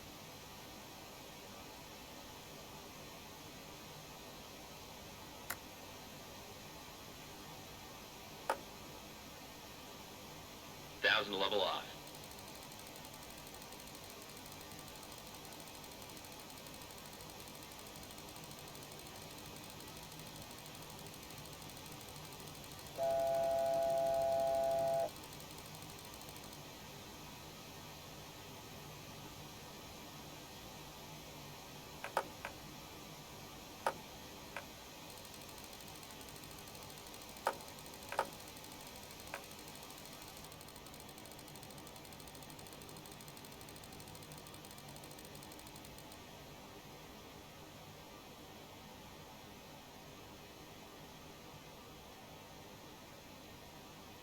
All right, folks, here we come in. Three, we'll be at 240.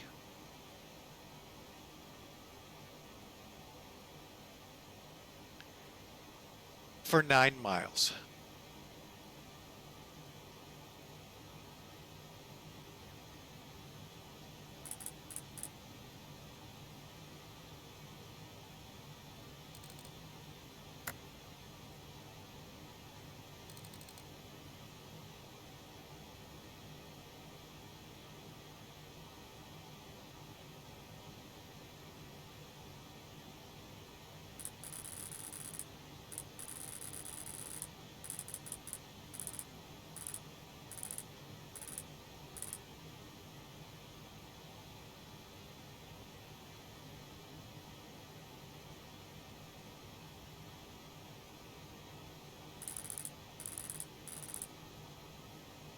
All right, we're going to go ahead slow to 220 to help us here a lot.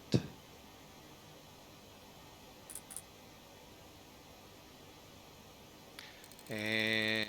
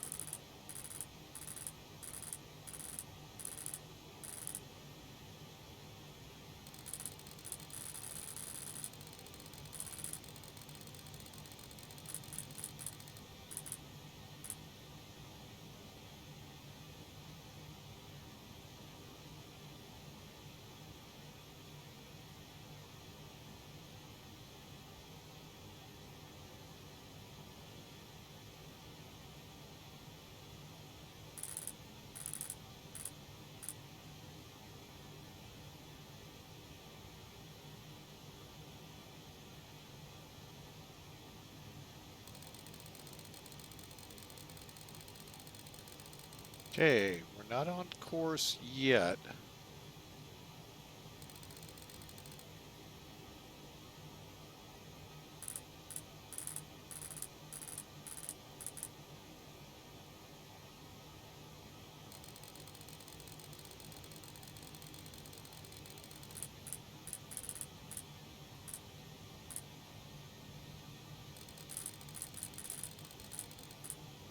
(108).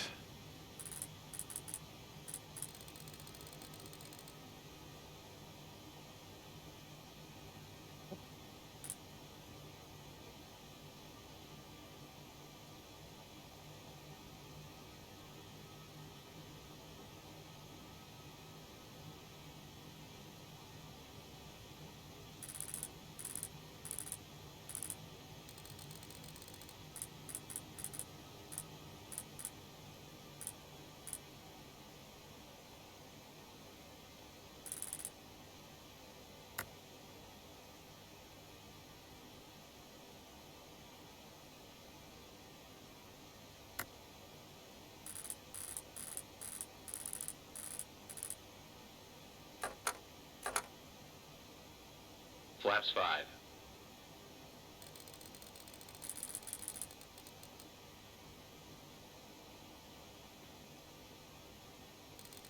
I got a big old runway in front of me, folks. Gear down.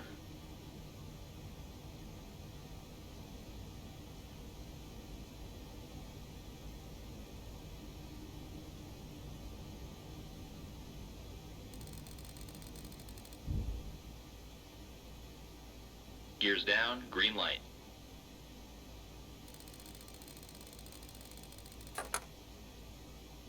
Flaps 10.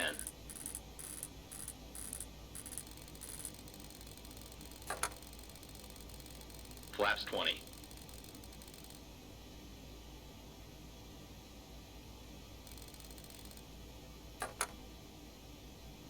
Flaps 25.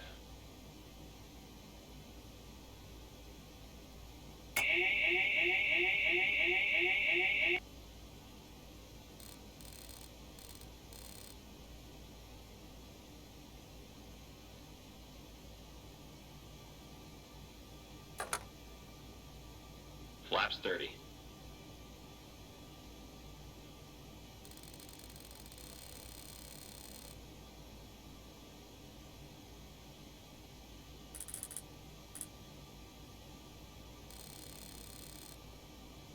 Okay, folks. Do a quick radio swap over here.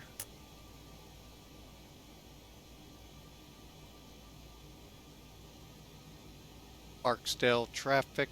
This is Air Force 18, 3-mile final for runway 15.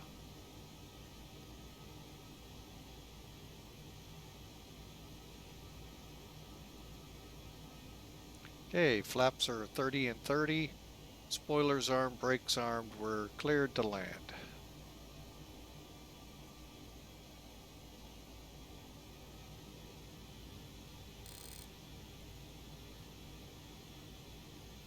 Gentlemen have just been cleared to land.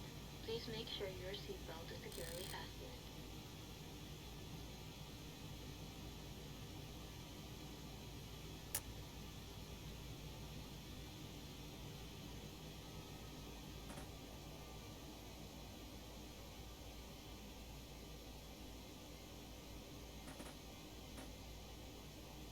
Landing. 500.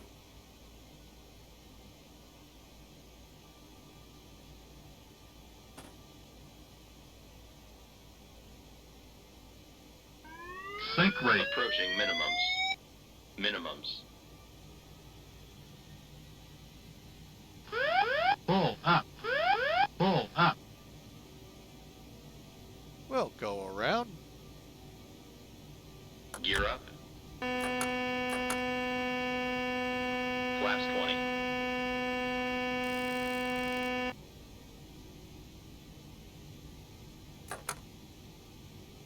Flaps 10. Gears up.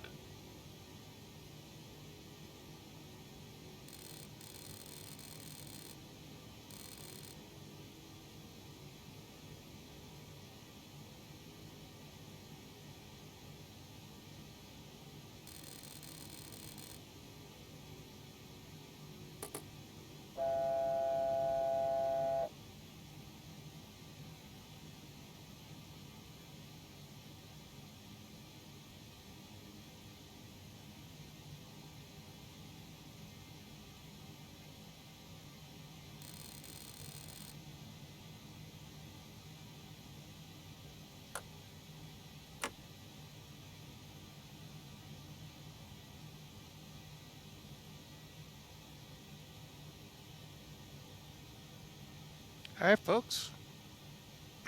I just decided we needed another approach.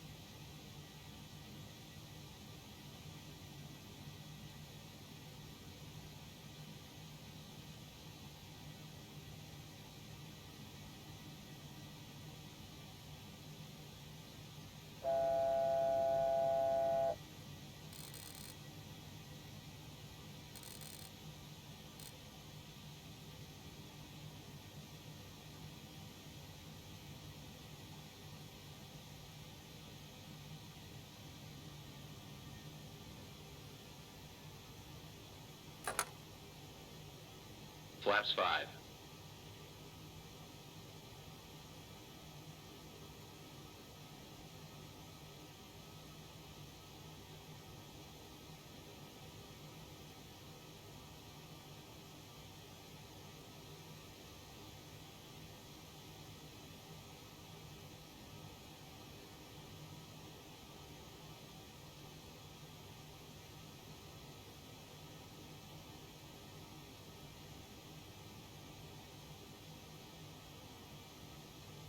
But you can see how that really does get in the way. The flight sticks, but they really are nice to be able to set your autopilot off and stuff like that, but anything else, it is in the way.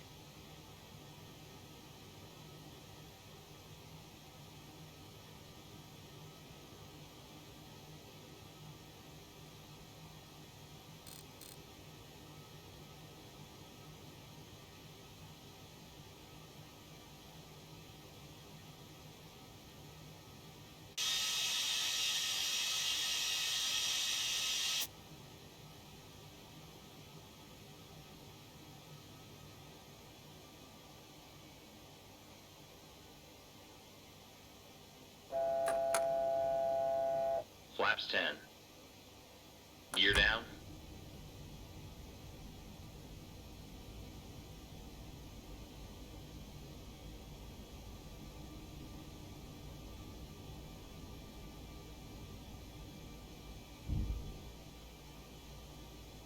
Gears down, green light.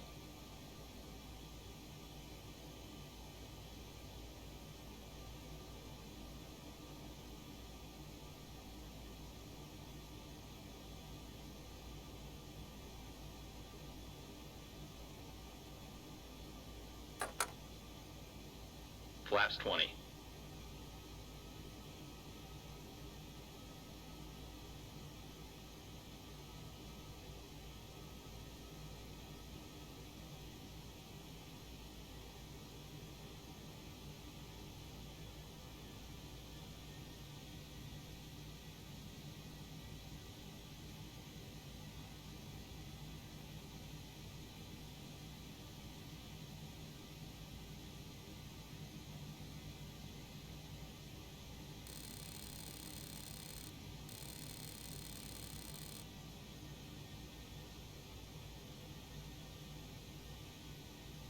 And Barksdale traffic, Sim Air Force 18, final for runway 15 for the option.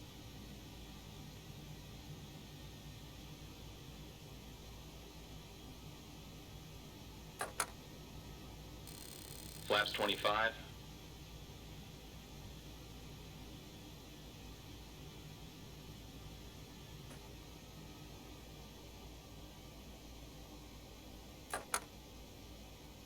Flaps 30.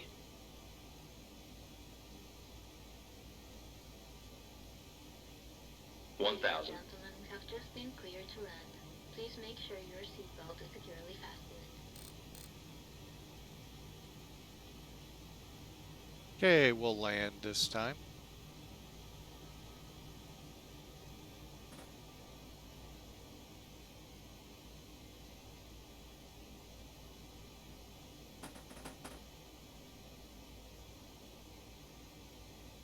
$500.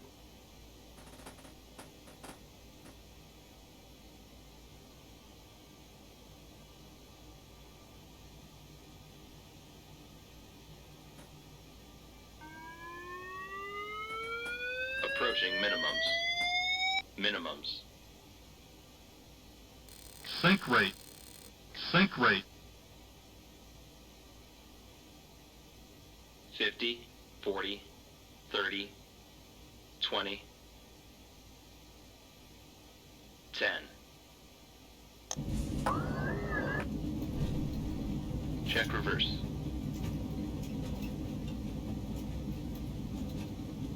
Auto brake off.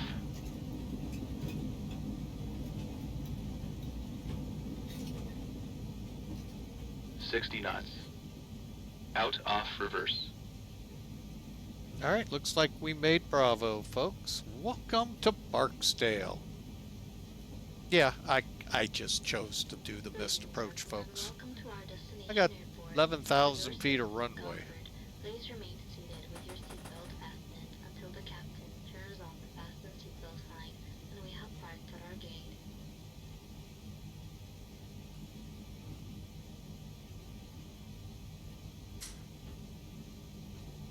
All right, and again, welcome into Barksdale, folks. Let's get those flaps up. Flaps 1.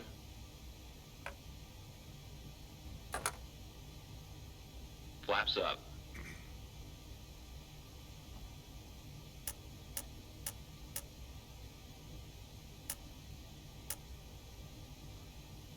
Cabin ready. All right, well, we didn't do this one, folks. Next. Okay, auto brakes can go off.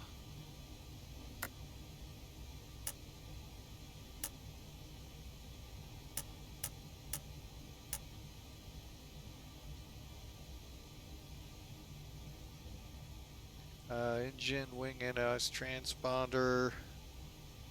Standby. Standby. All right.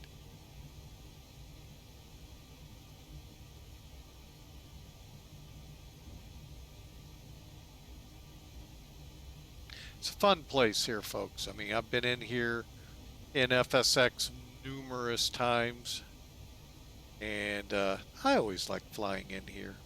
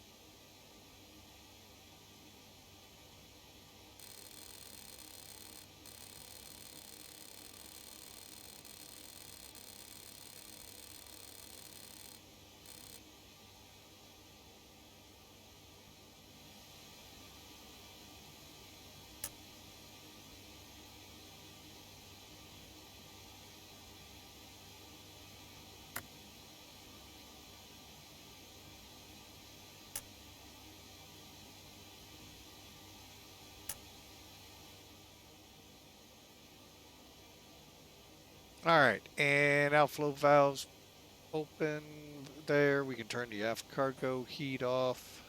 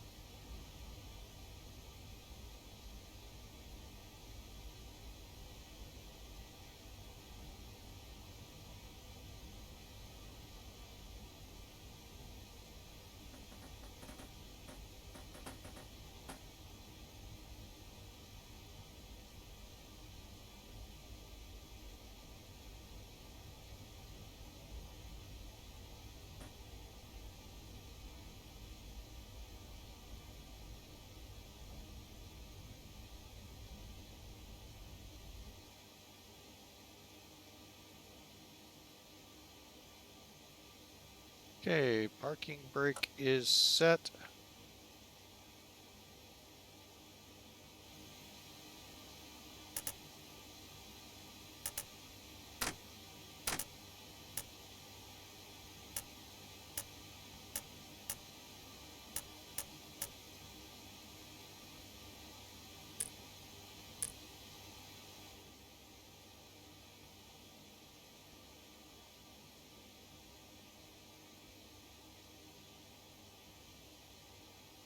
After landing checklist.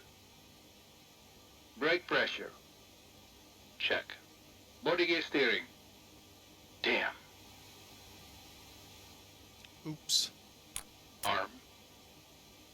Outer brakes. Off. Ignition. Hold on.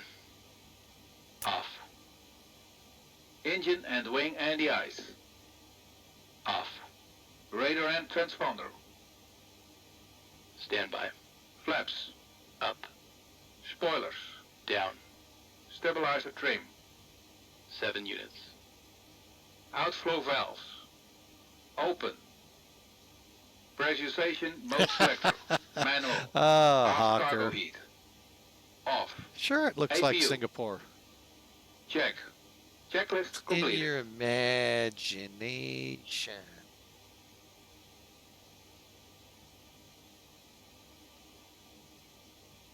All right, with that, hang on. I'm going to do this, come over here. Sometimes I Cockpit have to to ground. set the Put chocks on. for the aircraft to actually record its stopped and all of that for my VAs I fly with and all with it.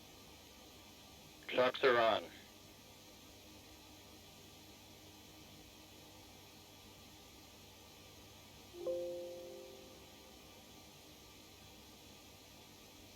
All right, we got it filed. Let's just get a ballpark on what we did.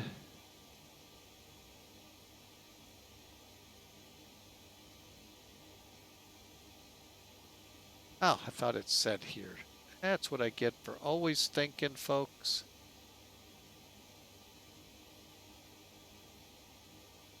"325 feet a minute," Sim Air Force recorded us at. We'll get to here. Let me just finish things up here real quick. Go to the next one. This one's the fun one. Hang on. Let me get up here. Go to align, align, align.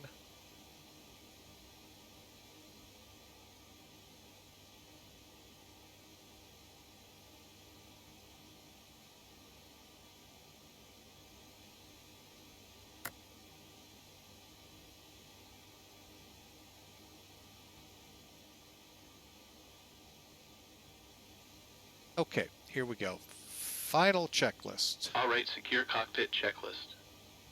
Brakes. Damn. That is a known one because of what I just said. Beacon lights. That's on me. Hold on. Off. INS. Align. Probe and window heat. Off. Back valves. Check. Fuel boost pumps. This.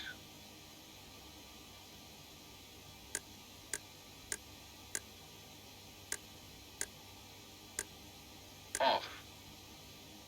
Reserve tank valves. Closed. Hydraulic panel. This. Check. Oxygen. Check. Flight recorder. Wait.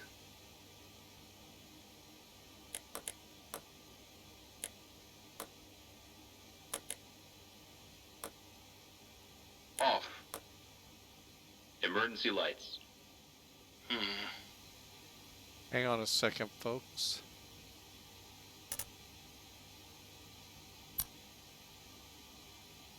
All right, yeah, I knew those were still on.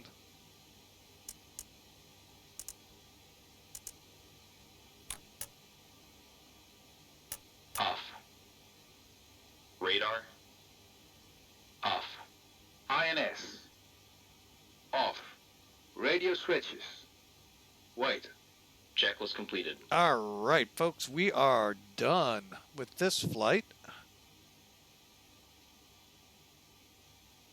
Now, you could go back into the payload and click deplane, and they deplane. No need to. I'm just going to instantly kick it all off. All right. All right, folks, so let's take a look at this real quick. I mean, let's look here. I mean, I think I see Singapore. Pretty flat. The military base there is a couple of miles from the main terminal. So yeah, I could see this. There's the city right in the distance.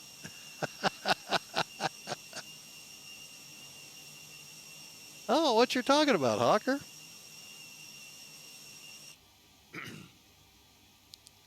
Oh, well. Anyway, folks, let's pull up Sim Toolkit and look at it.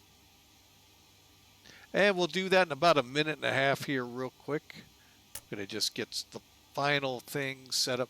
And this is the part, folks, that drives me batty. It's because we turned off the INS. So we'd have to reboot everything to get this bird ready to go for another one, which we will not. However, let's start thinking maybe possibly another flight.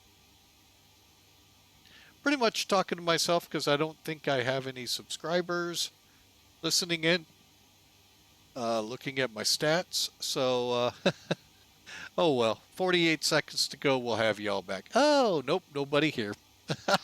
Hey, Hawker. All alone.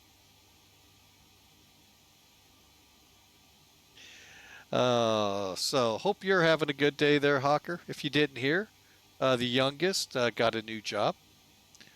So she'll be starting that here soon.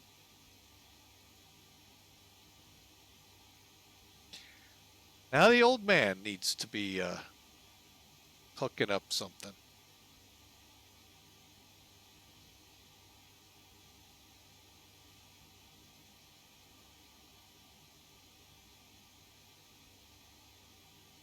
All right, we're going to have everybody back here. Again, folks, welcome back. We didn't do anything without you here except talked into the clear blue sky here.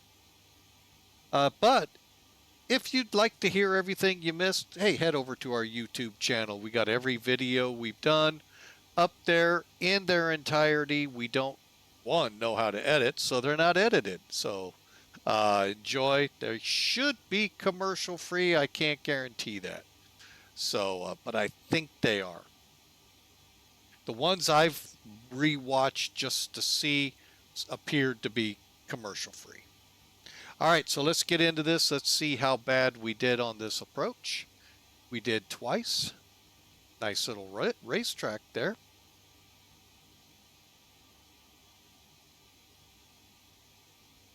All right, you can see the smattering of storms that's known for in the deep south, plus this big ball up here by in Arkansas. All right, so let's zoom down. So this is what we did. Not bad. Nice racetrack to come back in. Let's see here. Let's finish the flight. Now, this was supposed to come from Warner Robins all the way over here to Barksdale. We had a flap issue which forced us into Meridian. And today we're picking that second half up. So don't be thinking Meridian, hey, we're going to fly D4s in Meridian. No, you won't. I don't even know if they even shoot approaches there. But anyway, this was an hour-long flight, 249 miles, and we burned 11,800 kilograms of fuel. 346 feet a minute, Sim Toolkit logged us at for landing. And we landed at our landing speed, 1.6 on the G's. So not bad at all. Let's see how it looked on the runway. That looks really good for a 747. All right, so we're coming in this way. So your threshold here, anywhere this side of the blue line, that's where you're supposed to land. Flight Sim World, I see nothing. All right, these hashes are 500 feet down the runway. We're 15 feet left of the center line. Okay, that's not bad. First off, it's a 200-foot wide runway. The reason it's so wide, folks, I can hear it in your voices. B-52s fly out here. And if you're not familiar with a B-52, they got wheels on the wingtips. Landing gear out there helps balance it because its main gears are right in the fuselage where you got to balance the aircraft.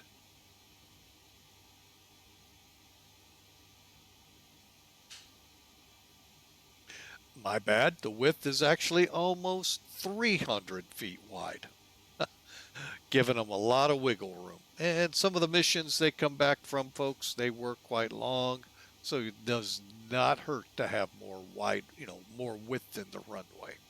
All right, but you can see we were 2,000 feet or so down the runway, so really, overall, great landing.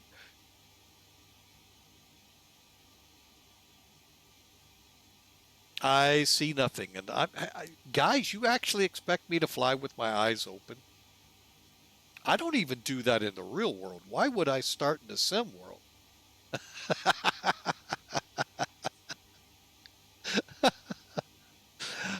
But anyway, it looks good there, folks.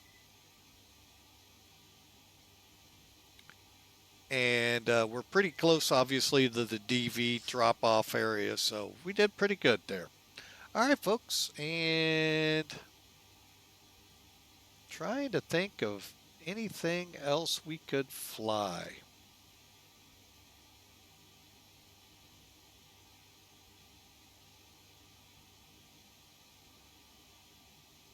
Just catching some paperwork up here.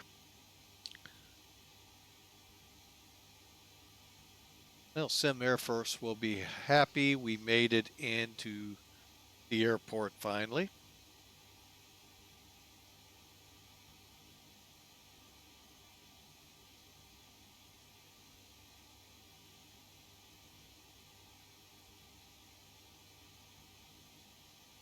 I am going to check one thing here, folks.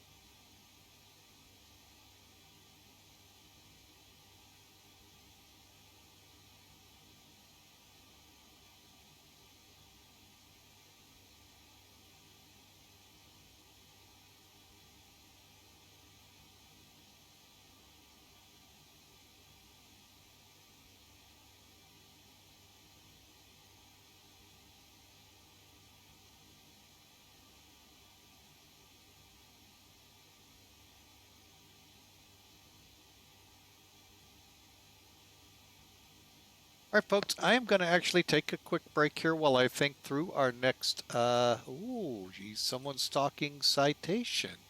All right, well, give me a second here, folks. I'll be right back. Need to use the restroom, and we will think it over.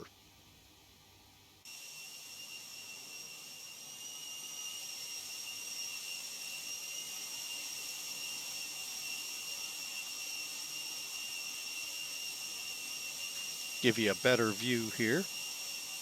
Be right back.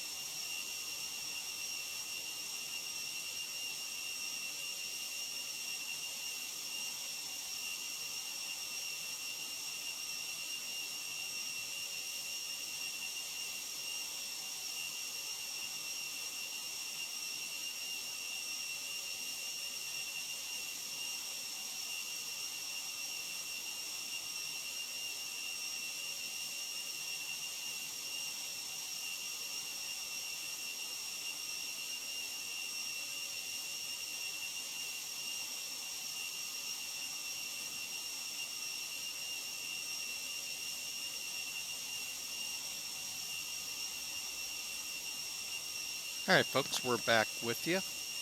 Hang on a second here. All right, so you know what? I'm going to keep that up, just turn it down.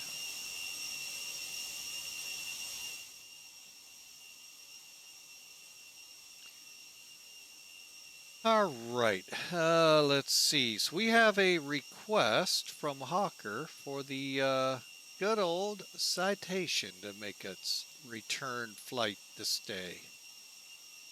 I'm just trying to see what we can pull off.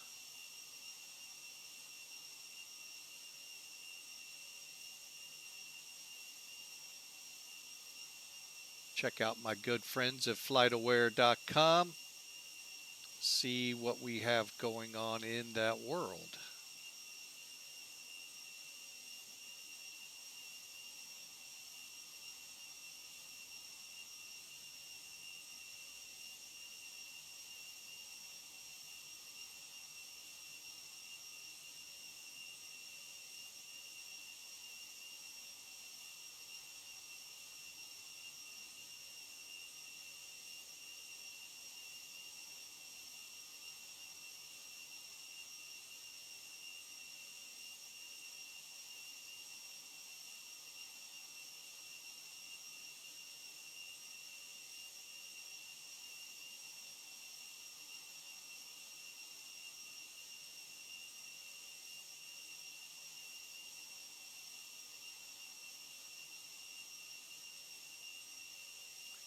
All right, where's MBS?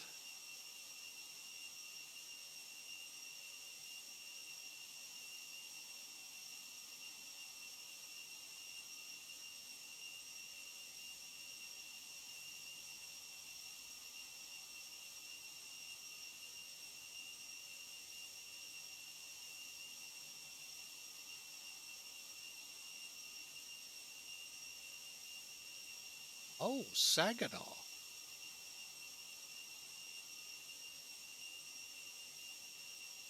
I think that just might work out.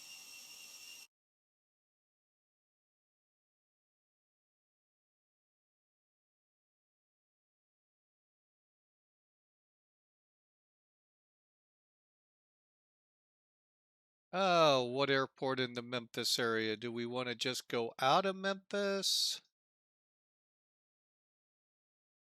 Let's see what's around.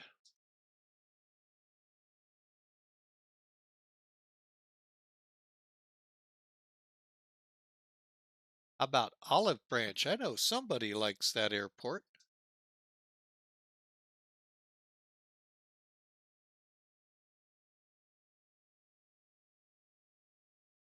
Holy mackerel, lots of start points here. I may need to look at this airport to get an idea what the heck we're getting into here.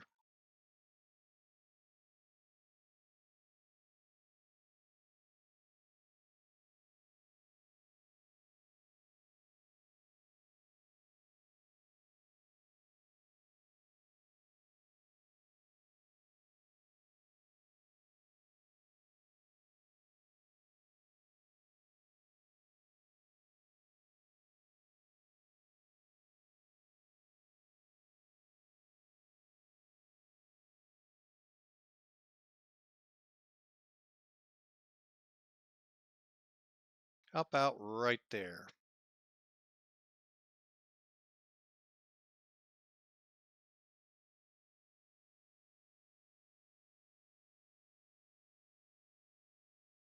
Just for you, Hawker. Oh, and now you're going to lurk.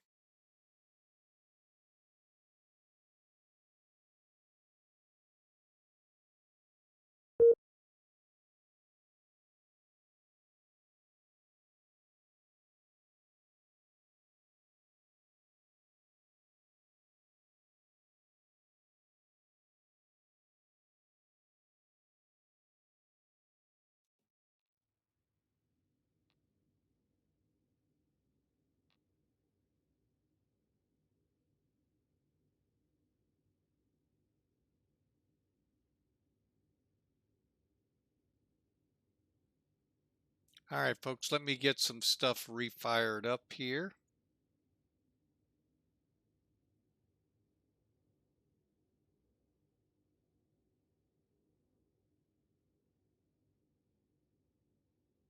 we're going to fly the Citation now. Get a little more practice in for what's coming. We'll just call it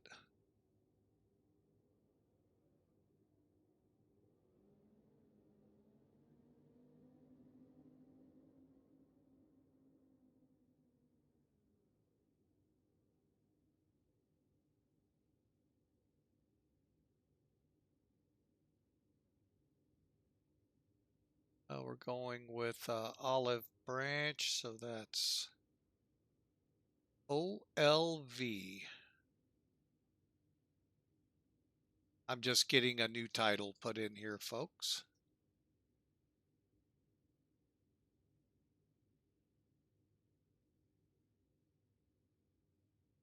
Oh, that's simple.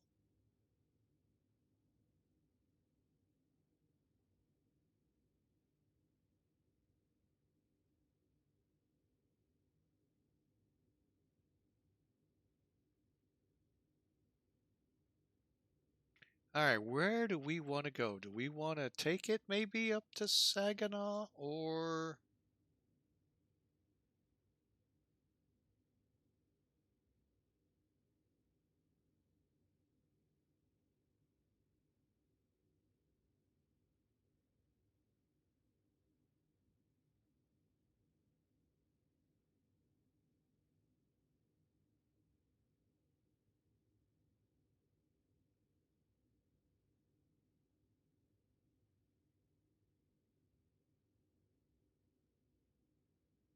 How about Spirit of St. Louis?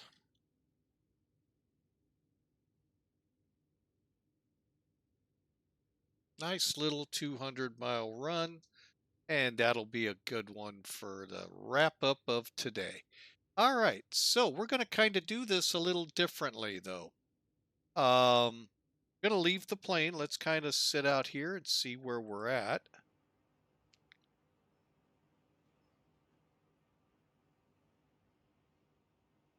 So we're just down from the control tower. I'm just trying to get a feel for where we are on this little Google map we have.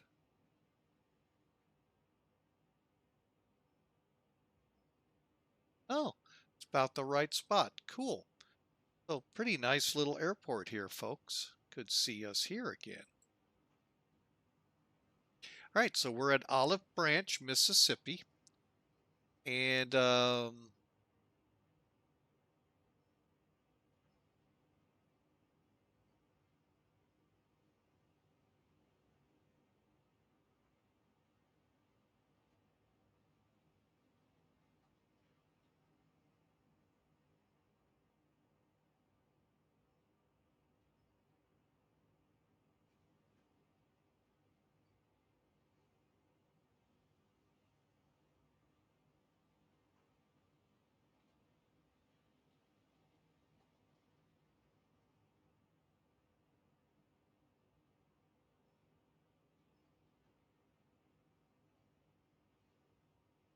all right, so we should have it updated. All righty. All right, folks, so there we have it. Now we'll go ahead, open the door up. And let's quickly get this thing powered up. I need to get the checklist here. Hang on.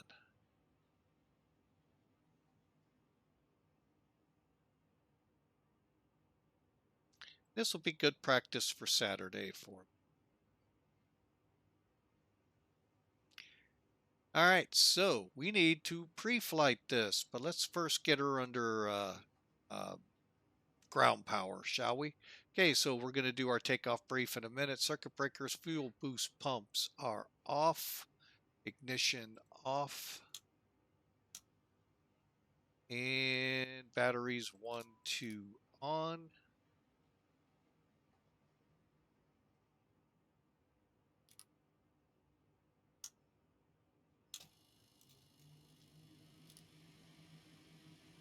Okay, all of that is set. Head over here, get our auxiliary pump on, nav lights on, tail light on. All right, we go. We're basically powered up to a point where we can then bring on the, well, actually, we'll go ahead and do that right now. On the avionics, and then we'll put our flight in. All right, so now let's actually plan a flight, shall we?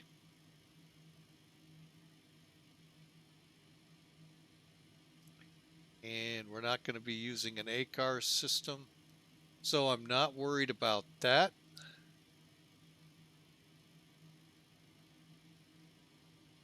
Okay, so let's get Sim Toolkit in here, shall we? Plan this sucker up real quick.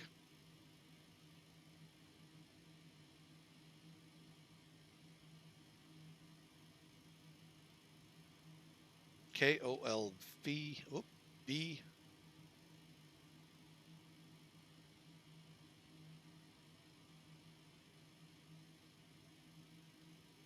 Okay.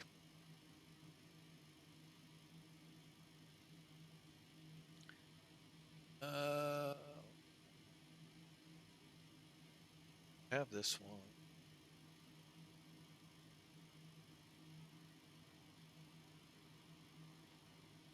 That'll work. And advanced. I'm going to take a look here real quick. Find.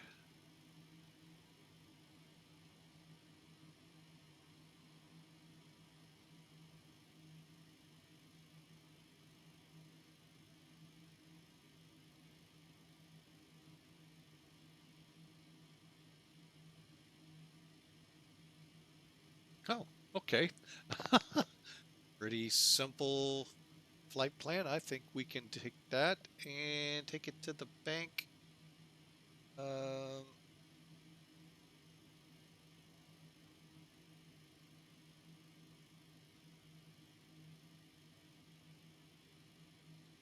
Okay, contingency.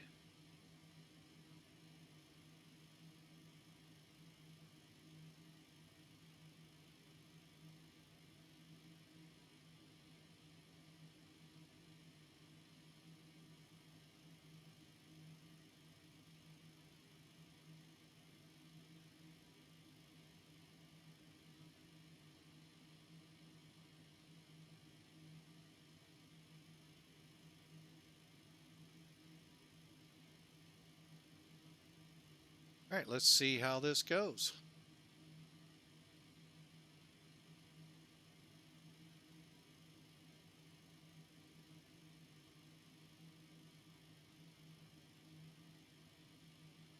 Exactly the one I just saw in Sim Toolkit. Okay, or Sim Brief.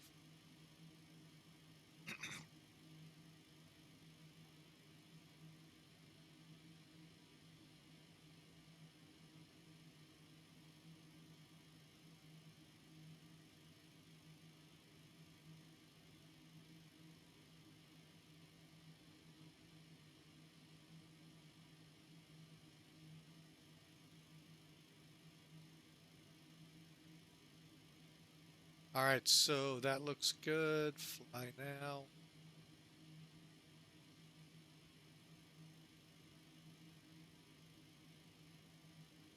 All right, folks, so let's take a look at it. They're going to give us 1,275 pounds in the payload, 5 passengers, okay.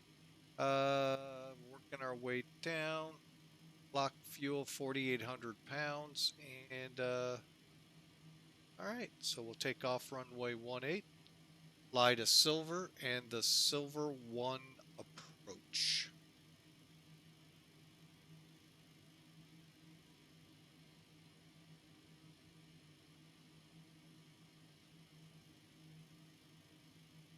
Sounds like a really good plan. Just getting the plan up on my charts program. Wow.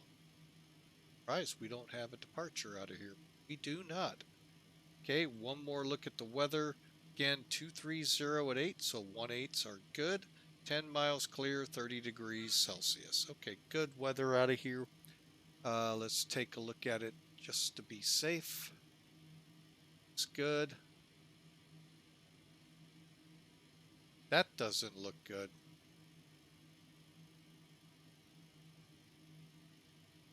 may do the 8s. So we'll see when we get there how they're landing us. All right, folks, so here we go.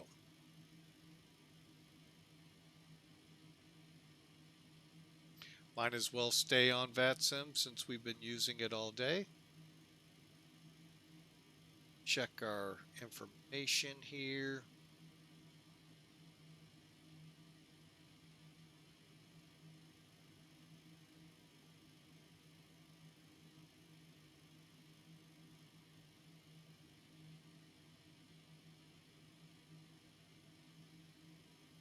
Bear with me a second, folks. Just looking at something here. I'll pull it up.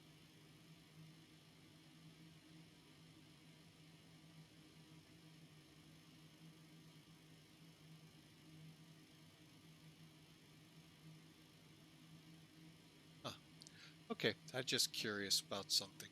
All right, so we'll get rid of this. So you can see how the flight is. Silver is about right here, and we fly an arrival lane. Pretty simple. We're in between ATCs and a thunderstorm. So, all right.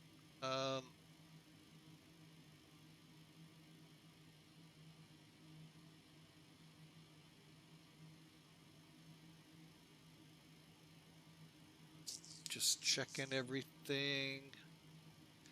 Departure time 38. Oh, en route, sorry. It's like, whoa. Whoa, 2040, is that right? Yeah, I think we can get her going by then. Let's do it.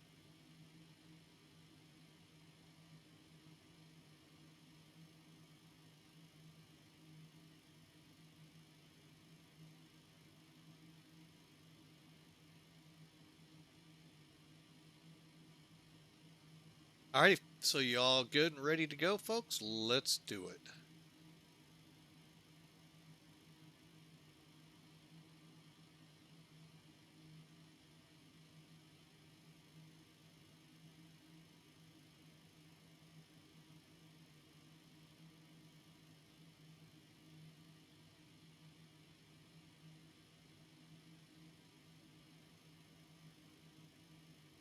Okay.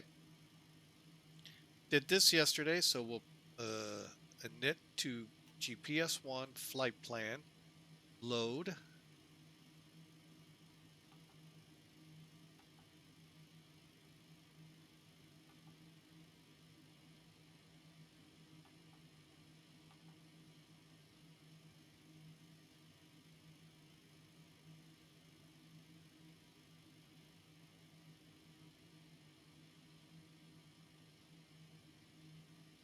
Here.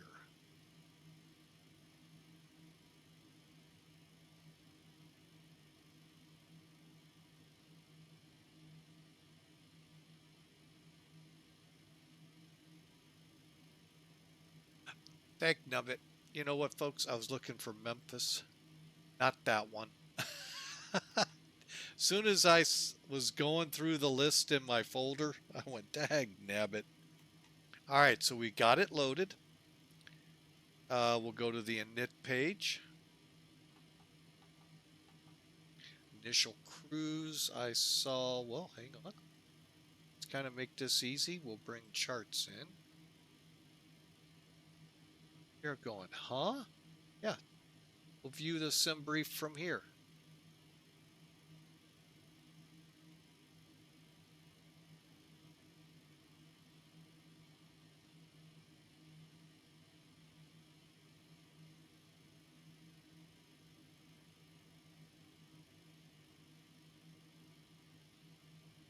$36,000. 6, 2, 3. Next page, fuel.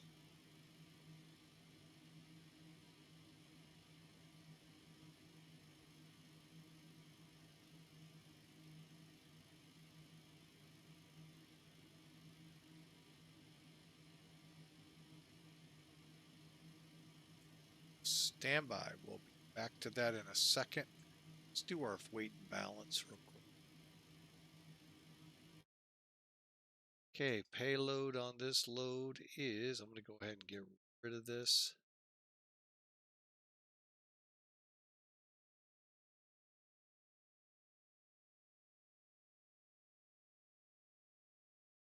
$12.75.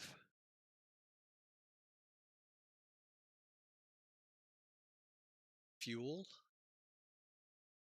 4806. That's where I was getting messed up. We'll call it 51.75. Okay.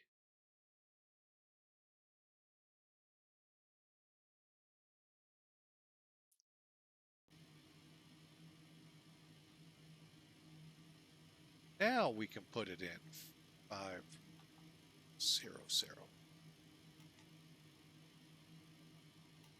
Confirm. Confirm. Going clear.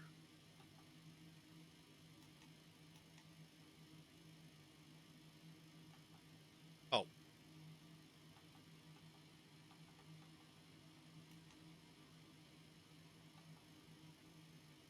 Okay, how about 3, 4?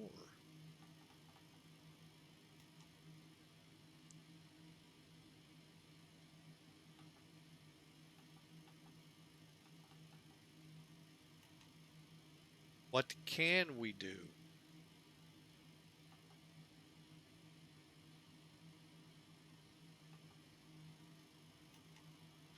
Do that. Okay. Take off.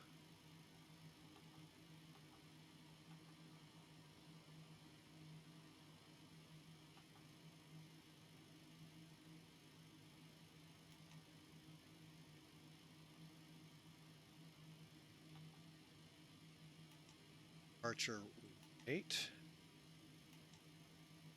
Okay. How long's our run?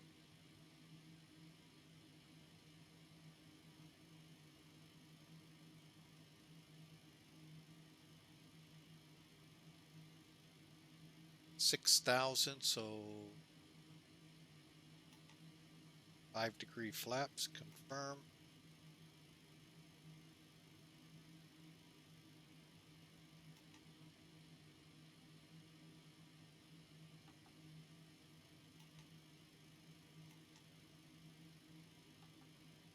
There's our takeoff speeds, folks.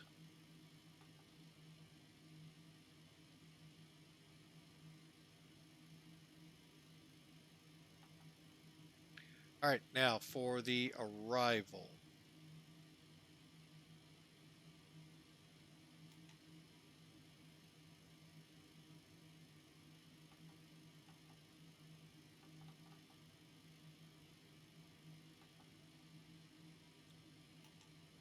Okay, we're coming in not to too, well, let's find out. Is there, no?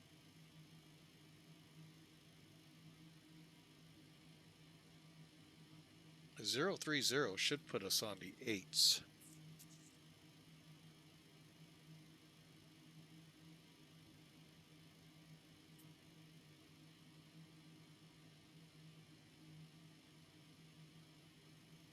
Checking something here real quick, folks.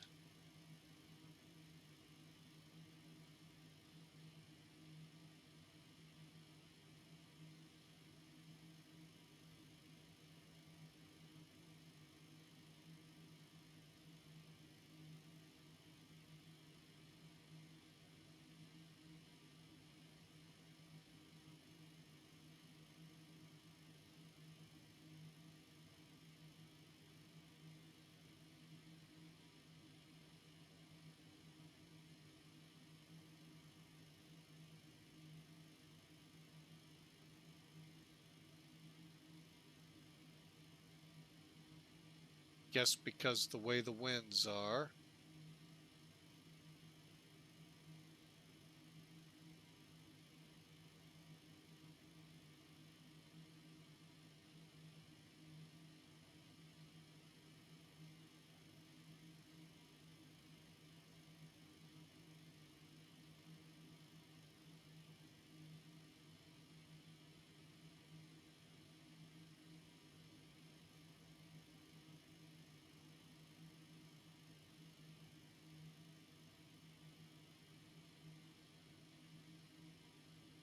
Yeah, I'm going to take 8 right.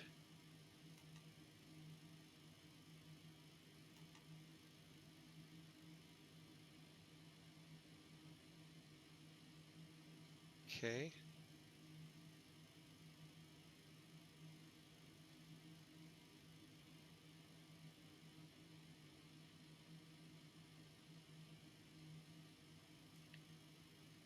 And we have an RNAV.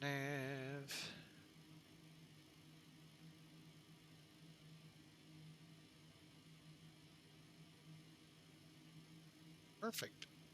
All right, so we're going to fly from silver to glass to DERF. So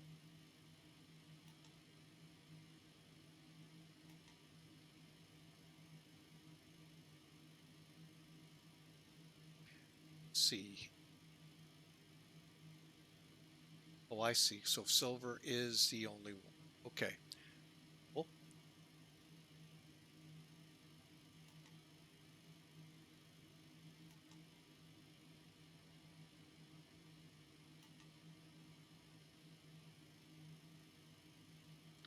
There's an ILS.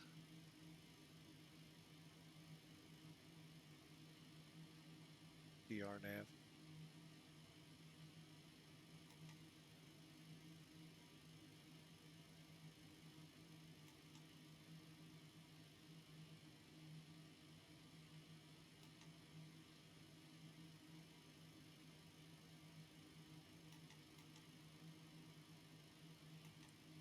Okay, so let's look at our flight plan. Silver. Perfect. Okay. And got our takeoff speeds already. Put that there. Put this on flight plan. And we are ready for whenever our passengers, which I think I heard they're on their way. So I am going to go ahead.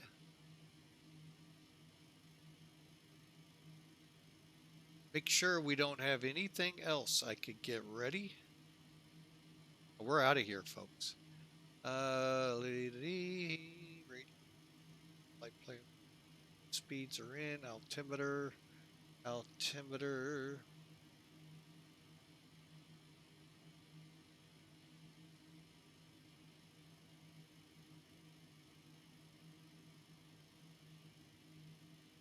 2094.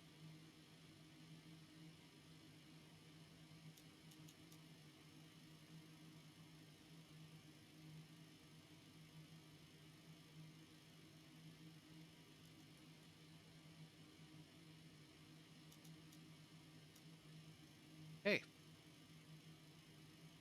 while we're here, while I got it up, let us see what our CTAF is. 25.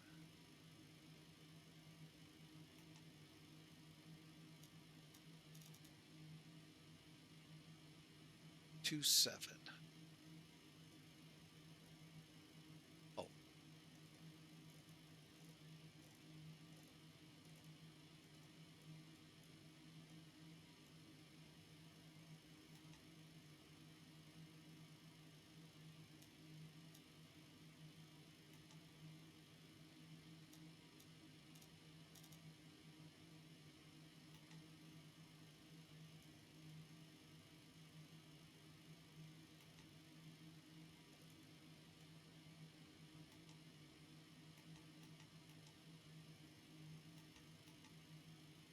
Okay, we're ready to go, folks.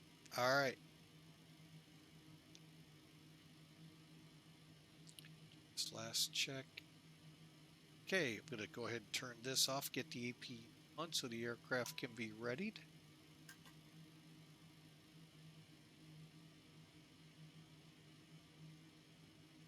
Generator on.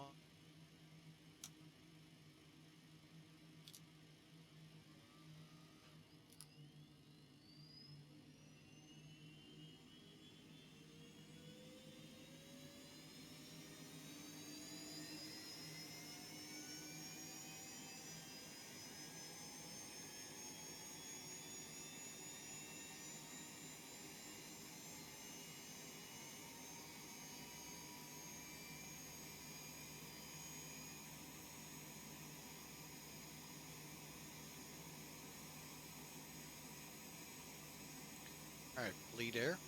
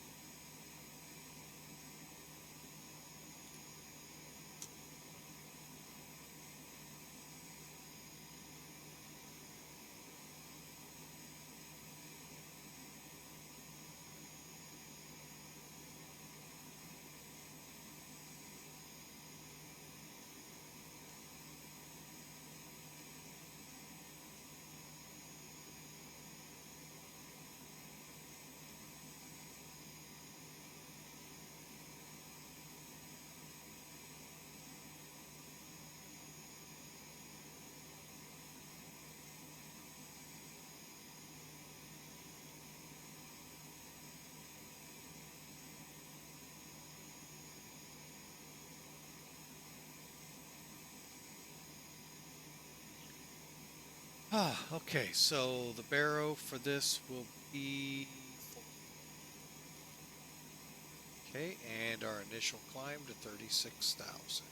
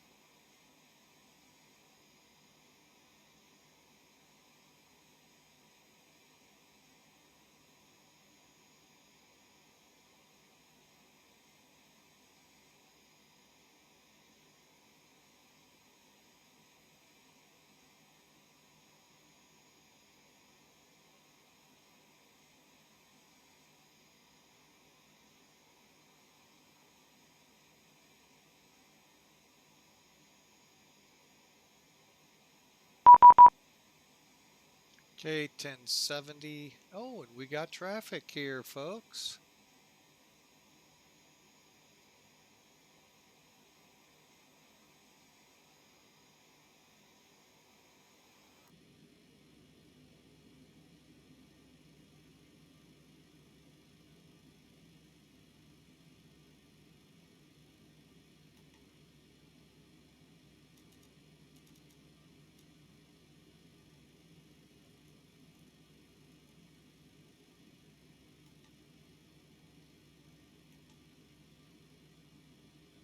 Okay, we're ready to go.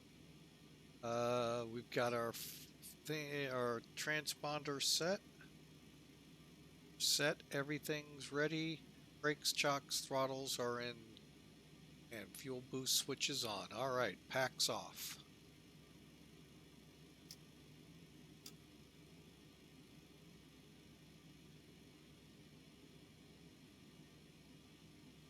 Ignition normal.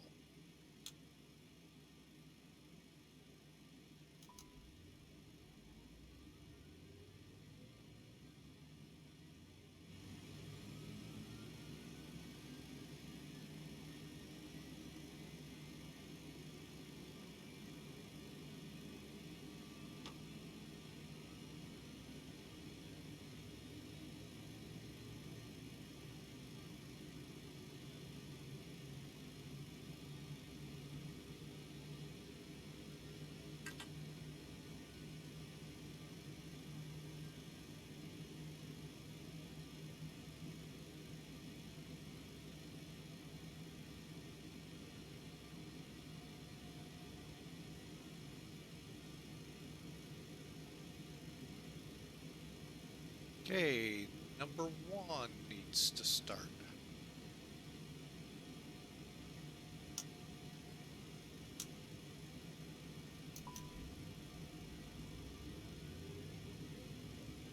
Now it will just automatic because I never can get these things. It is such a pain.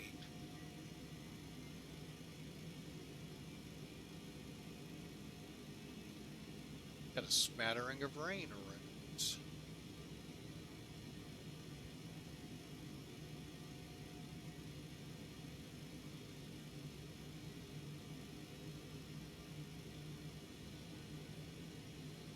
All right, folks, I hope you're ready to go because I sure am. We were planning 1-8, so we got a little bit of a taxi. Okay, we're fired up, but the ignition switch up. And environmental packs on.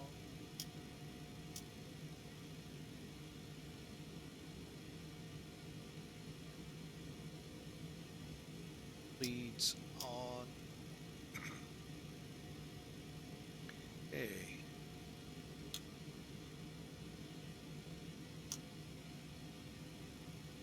Alright, generators are on. Hydraulic pump can come off. And air bleed off.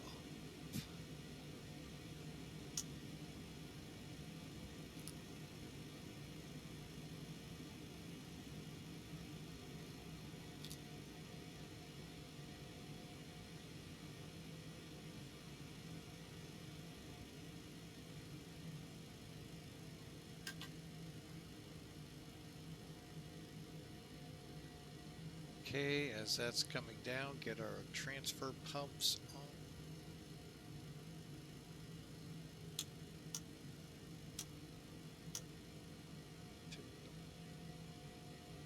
Cabin sure set.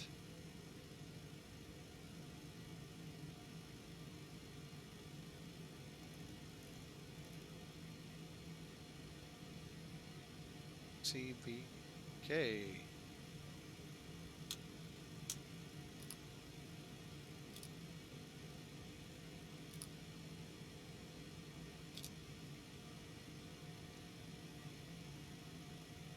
To go. Trim. Okay. Let's do a quick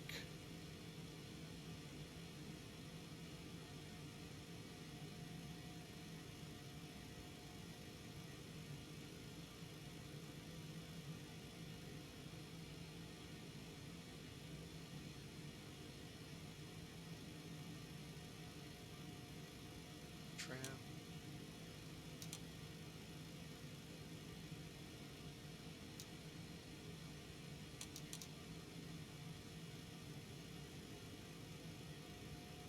Let's do it. Olive Branch, common traffic, NetJets 572, taxi to runway 18.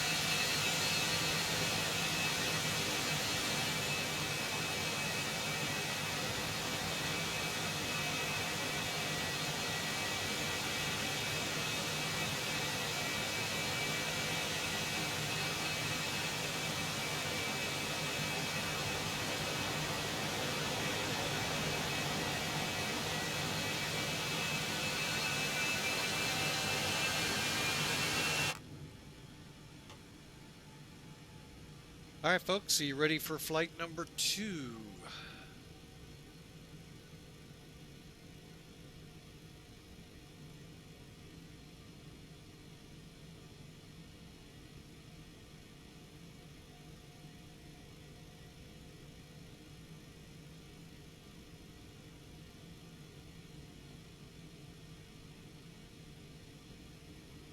All right, and our flaps are at 5.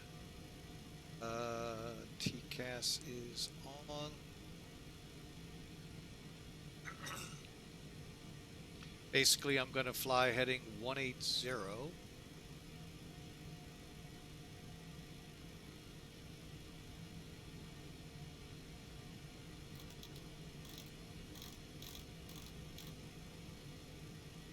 On departure. And then make me a right-hand turn. I'm sorry, left-hand turn. Like we did out of Meridian. Then we'll angle, go direct to SLVER.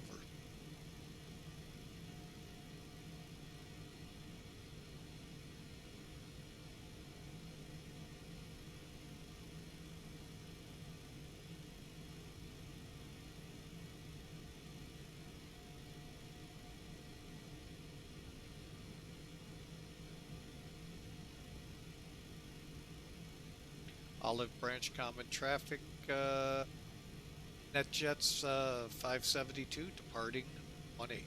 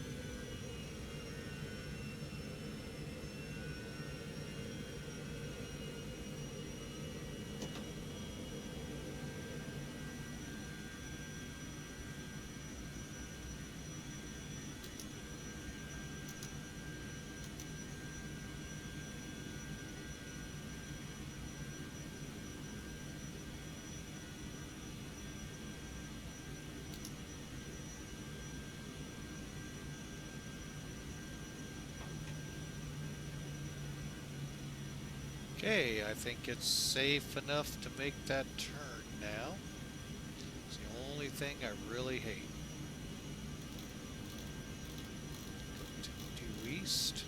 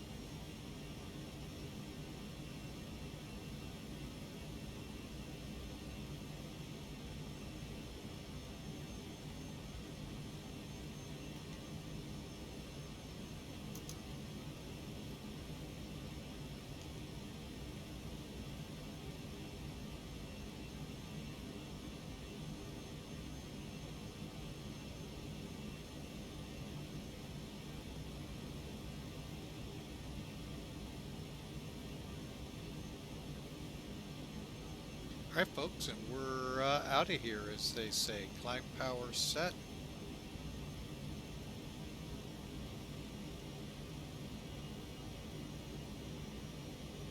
Only thing I wish worked was the VNAV. If it does, I just haven't tried it in a while.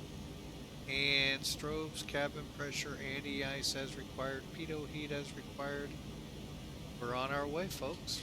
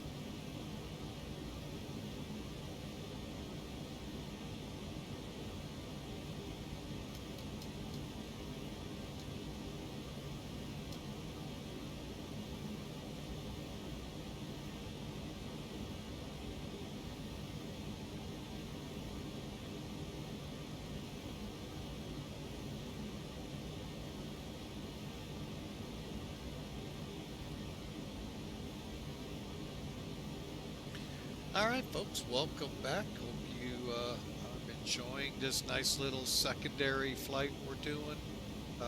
Just a quick hop up to Spirit of St. Louis from Memphis. We're just getting another practice ride in the Citation 10, which we'll be flying again Saturday. 6 o'clock will be the start of the stream to get us in there by 7. Who knows? Maybe we'll fly out. I'll kind of think on it. But right now, plan on us just getting in there on stream. We'll be coming out of Charleston, South Carolina, out of the executive airport. So, hope you all enjoy. Hope to see you all there.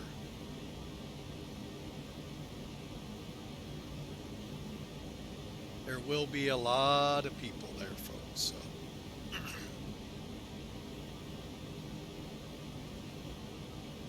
So come one, come all, and enjoy. All right, we're punching through 23,000. We're shooting for 36. We'll see. We got a strong range.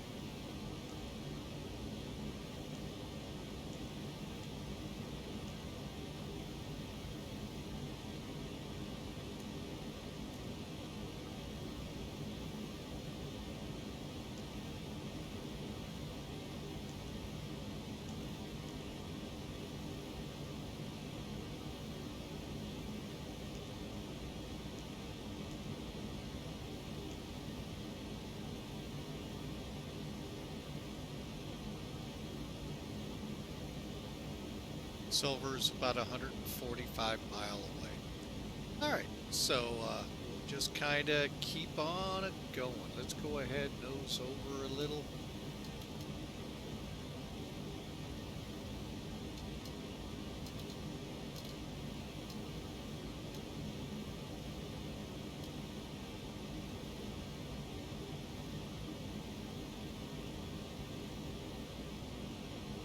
Give it our best climb speed.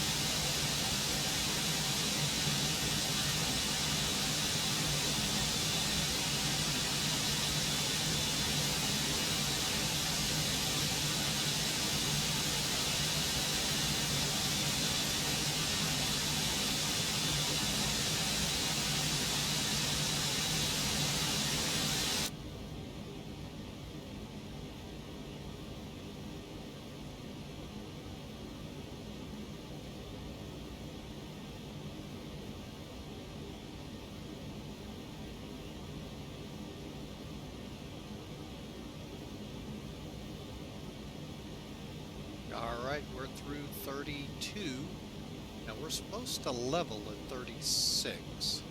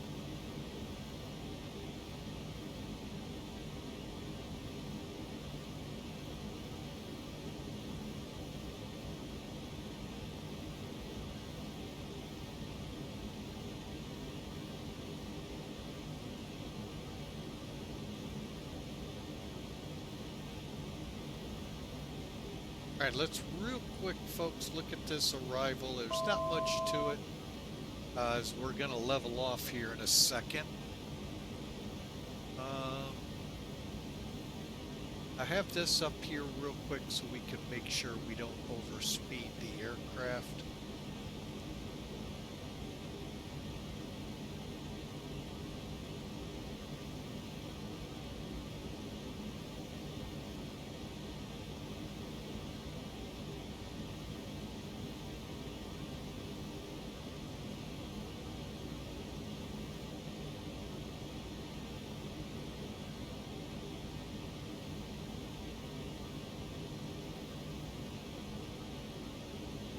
All right, see how that does. Okay.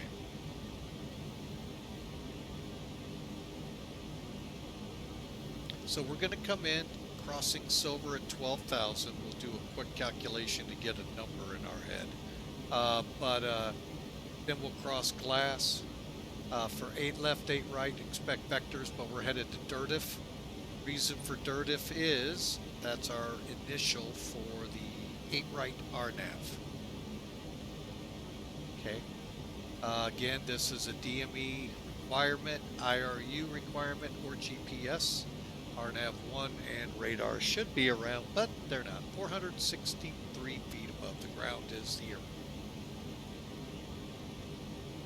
Okay, real quick, RNAV from Dirtiff. See what item 2 is. Procedure not available for arrival via southwest. Okay, so if you're headed this way, you're not allowed to swing in on it. Okay, so we're coming in from the southeast, so we'll hit it. Hopefully at 3,000 feet, take it to Joburg, and then come in on the arrival. Down, looking up here, here's your frequency. CTAF for this airport. Hang on, we didn't change that.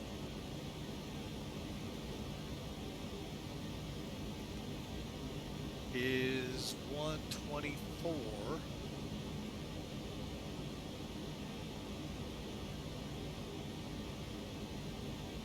75.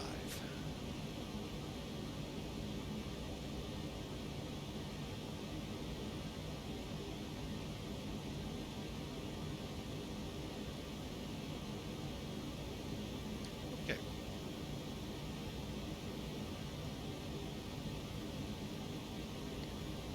Doing speeds, okay.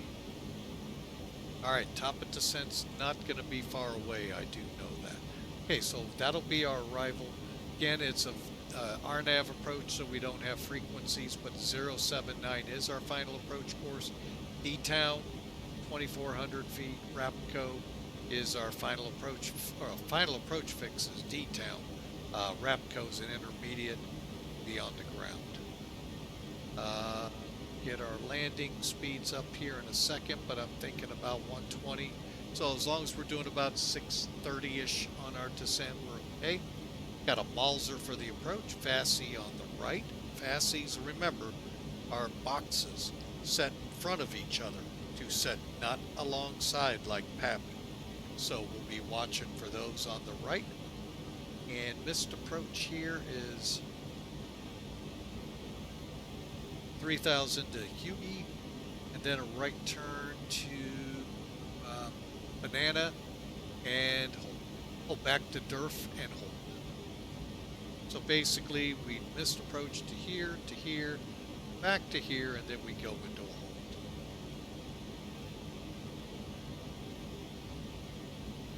Minimums.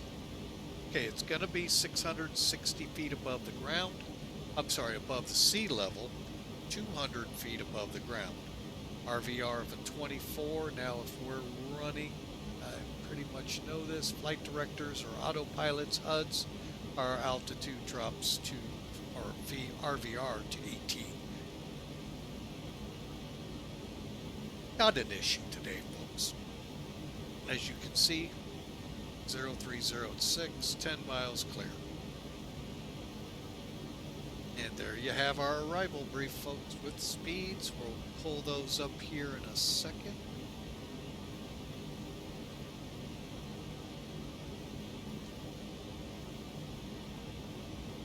(122) approach, 117 for landing.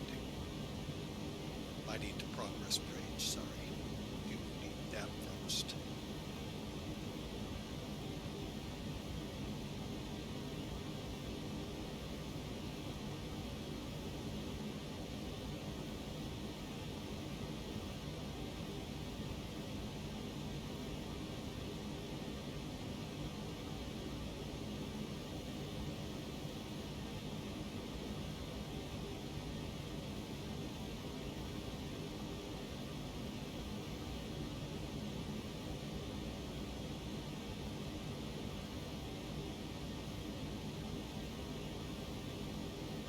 Alright, I'm going to dial in 12,000.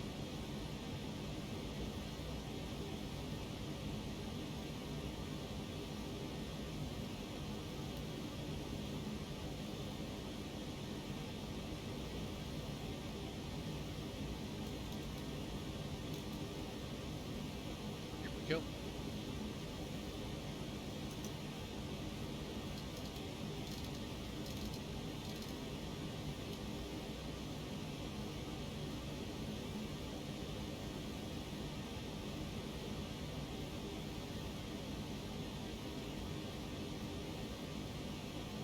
See how that's going to look. I think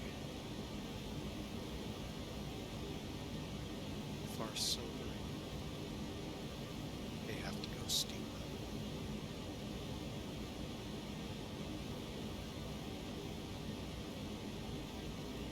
Right, we're already into our descent, folks. Like I said, welcome to any flight, Memphis to St. Louis.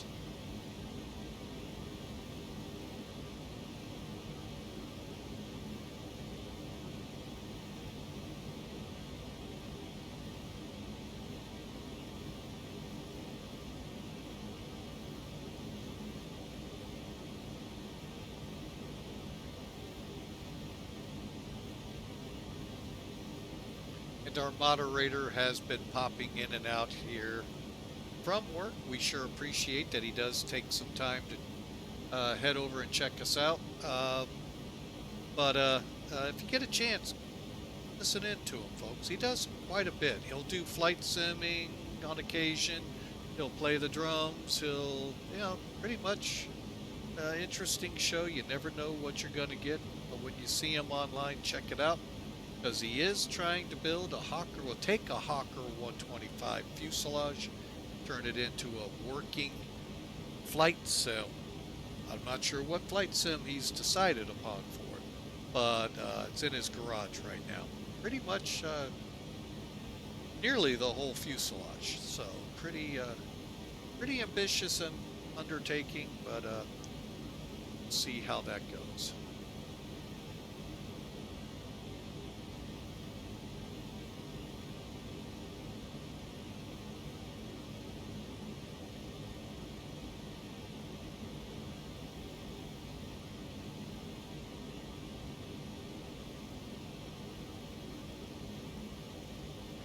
And for those curious about myself, I've been in flight simming since about 1999.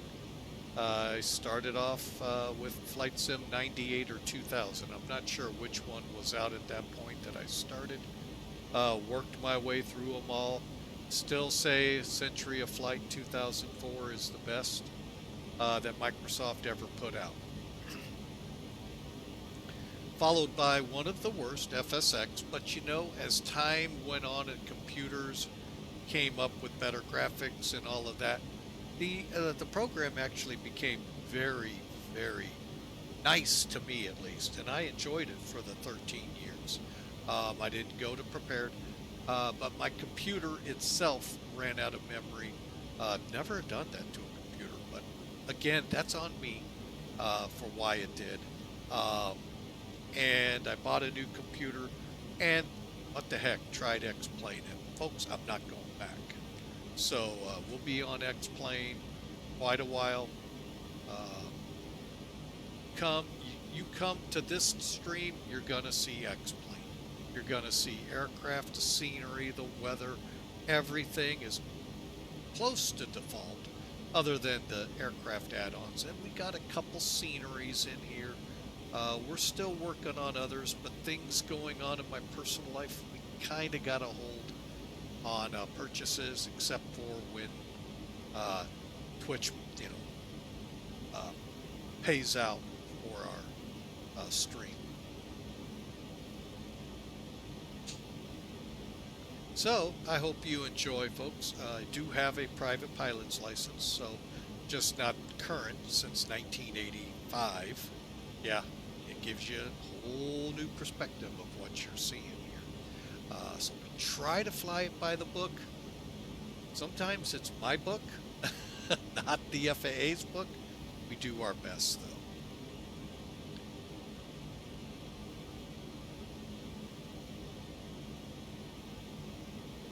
I mean, okay, let's get real here, folks. This is flight simming. Nowhere else can you fly in your pajamas drinking a beer. Because if you try it in the real world, they will take your license. And you may get to sit in a cell with Bubba. So, you know, it's flight sim, folks. We do the best we can. So, all right, let's get in here. We got silver staring us down. We're still kind of, I had a feeling it put us high, because it doesn't usually take into effect the star's altitude restrictions. We're about 12,000 feet off right now. See how we can do here.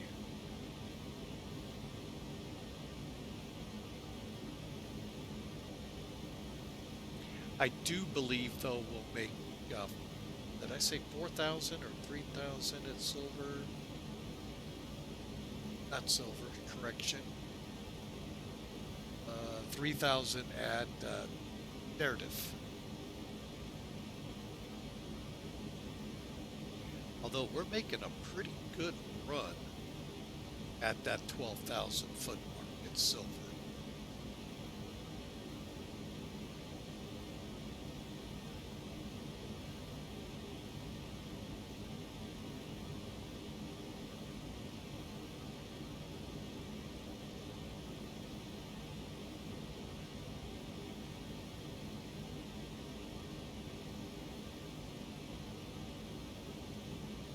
All right, initial checks. Let's do them. Pre-land descending. We got that. We'll put the seatbelt sign now back on.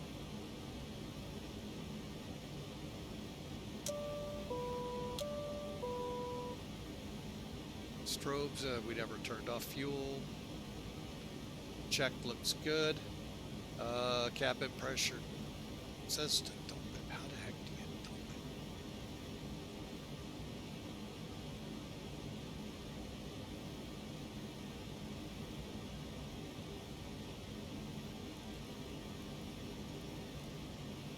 Do the same thing we do in the 747.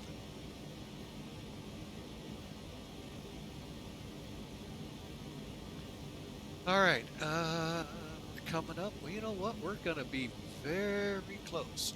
Spirit of St. Louis, 2991.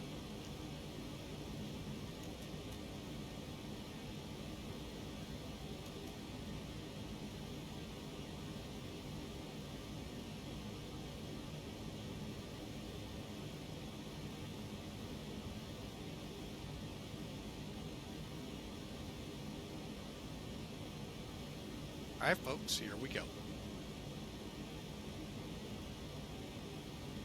Going to be about 3,000 to 4,000 feet over. So we're going to go ahead, set our altitude, 3,000.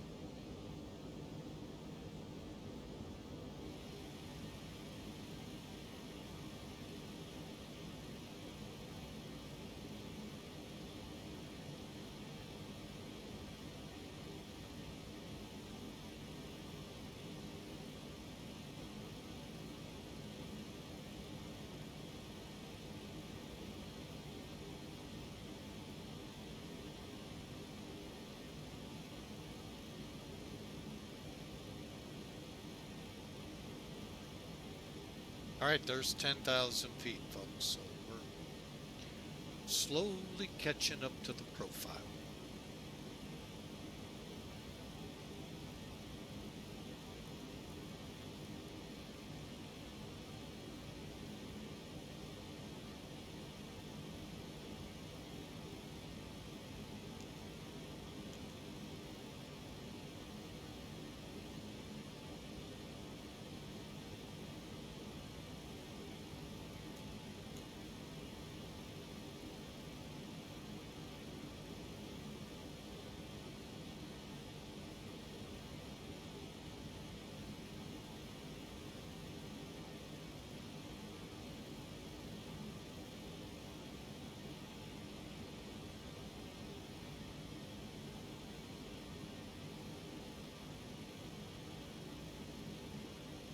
All right, folks. We're close to Spirit. We're going to be flying through some weather here, but we'll get right in there. Let's center up our heading in case we need that. Come off the autopilot here and fly the magenta.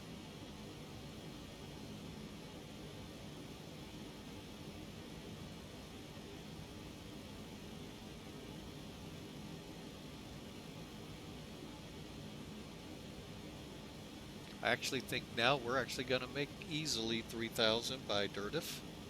So what I'm going to make sure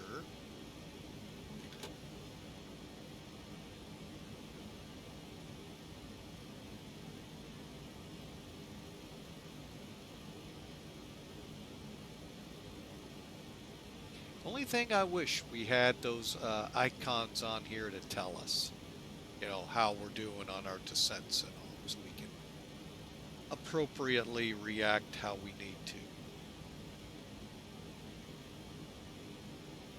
But again, just to review, landing speeds, we'll go ahead and pull them in. 121 is our approach, 116 is our landing speed.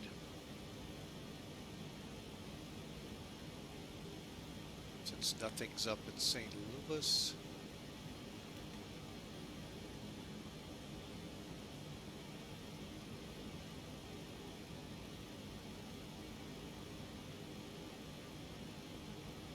But again, thanks for flying with Mike, choosing us. We sure appreciate you. We are X-Plane, X-Plane 12 to be exact. We're waiting with,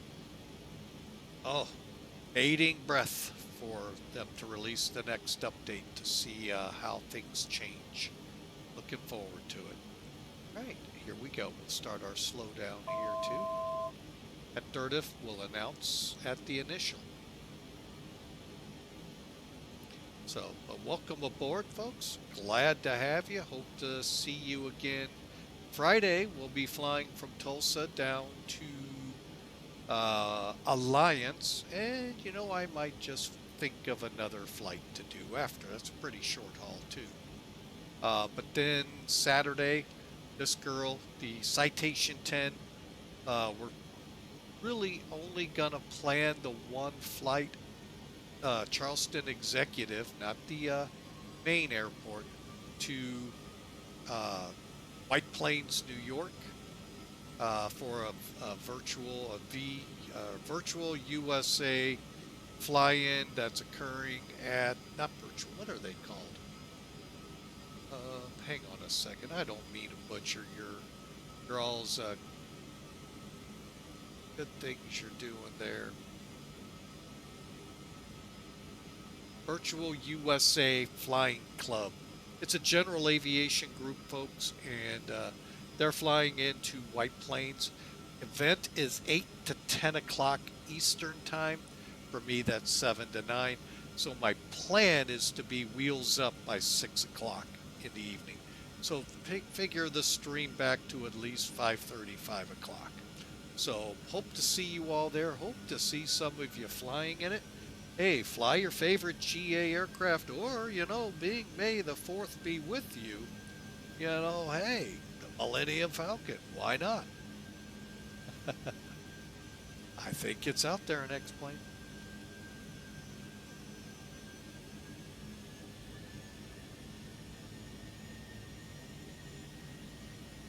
keep our speed up a little bit here.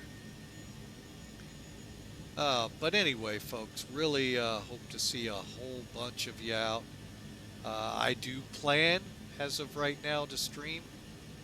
So really hope to see a lot of you.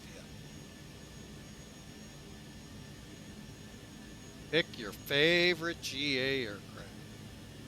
Couple more seconds here.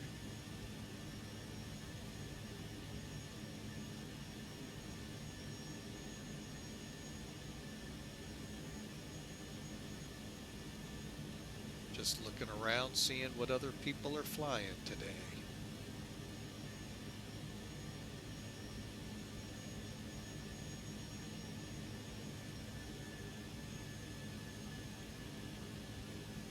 Spirit of St. Louis, common traffic, NetJets 572 over Durdif, 4,000 or 3,000 inbound 8 right.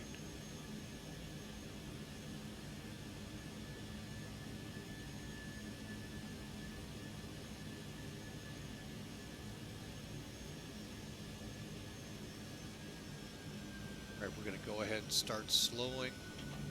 Let's get our slats out.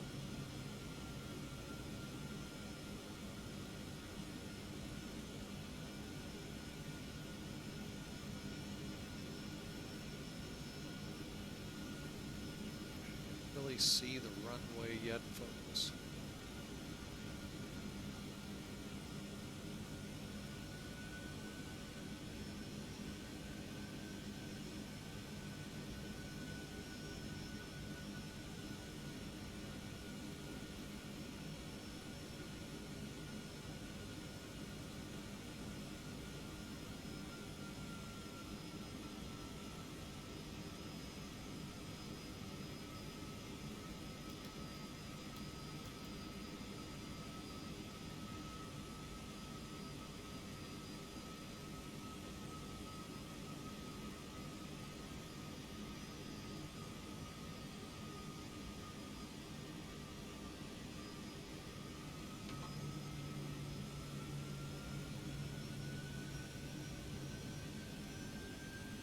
Okay, there's D-Durf or Durdif, headed for Joburg, and then D-Town. Joburg will begin our descent.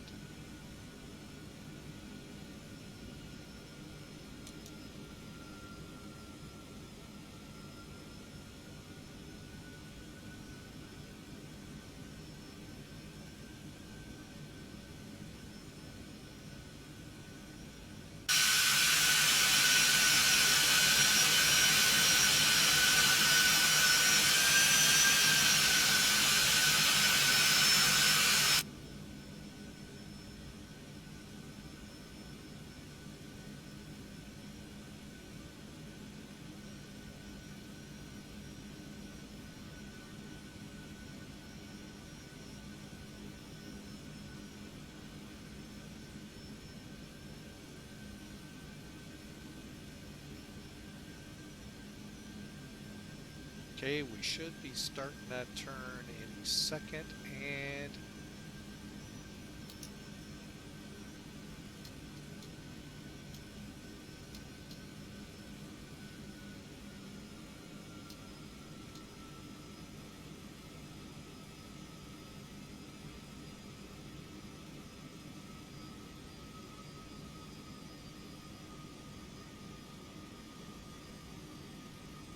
Spirit of St. Louis traffic, Joburg for NetJets 572, inbound for 8 right.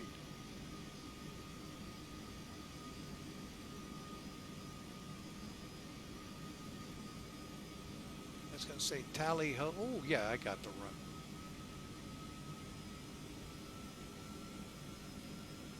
.400, then we start our descent. All right.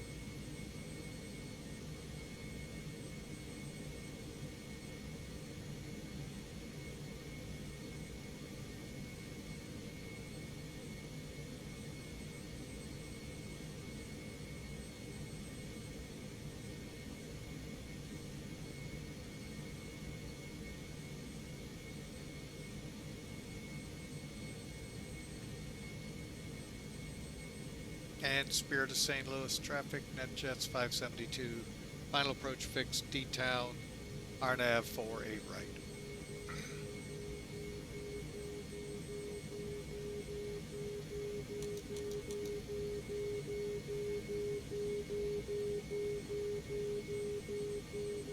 Alright, 3 green on the gear.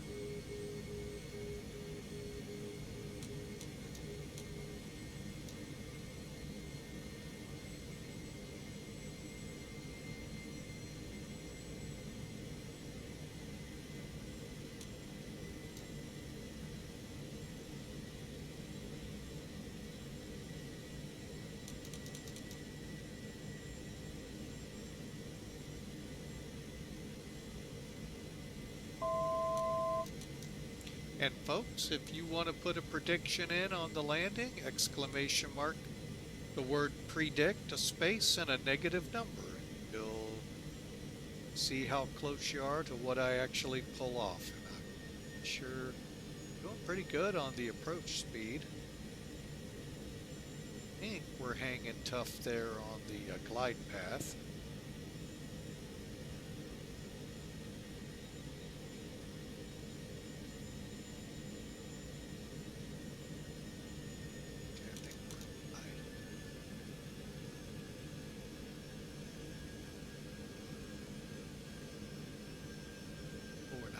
Right on target.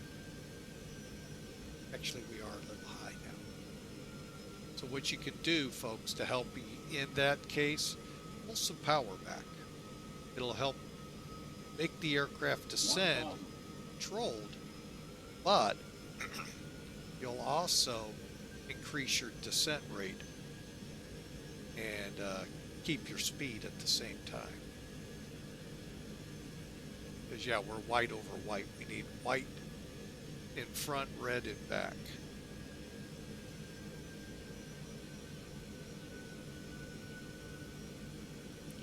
Flaps are full, gears down, speed set, landing. Spirit of St. Louis traffic, NetJets 572, short final 8 right. 300. Stable landing. See how that looks? That's what your fast C's need to look like. Now you just kick a little power. 100. Not too much, because then you'll climb. 50. So 40. 30. 20. 10.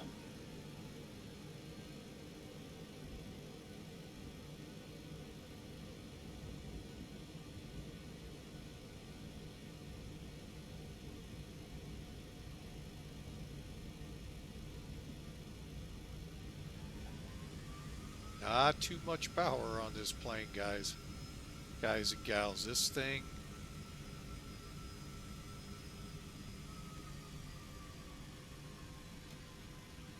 has the potential to go supersonic if you're not careful with it.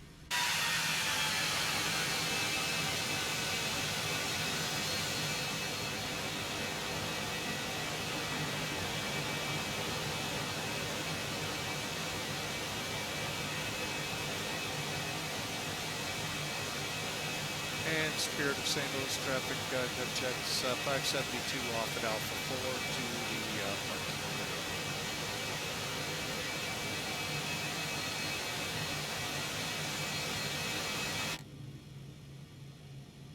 All right, quick, let's kill this.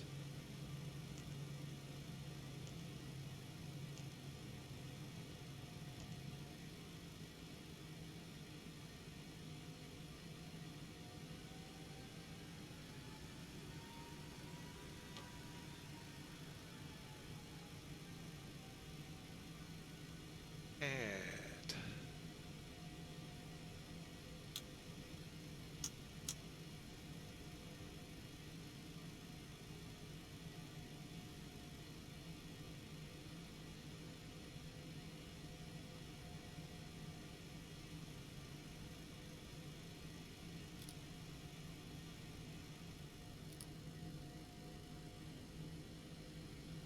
okay, after landing checks, taxi and land strobes all set, flaps up, Fuel boost switches to off. EPU firing up. Fuel checked. We're good. And let's see where we're parking here. We'll head up here past Alpha 6.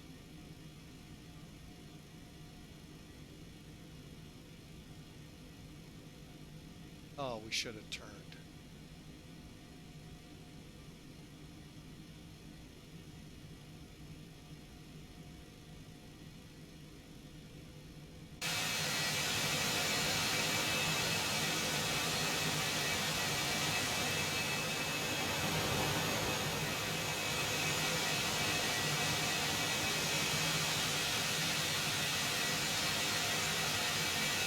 Oh, well.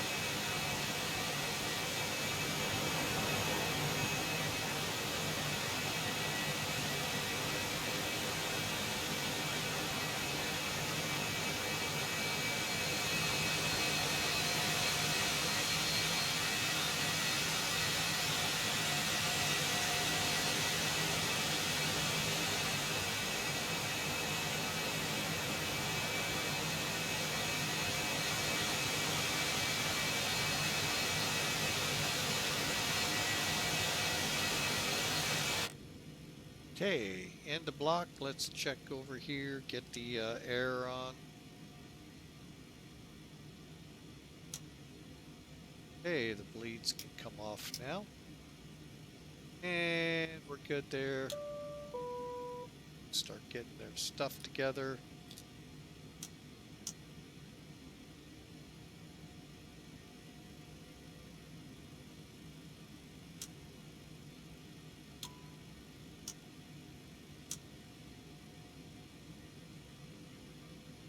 All right, here comes the fun, folks. That's what I like to call it.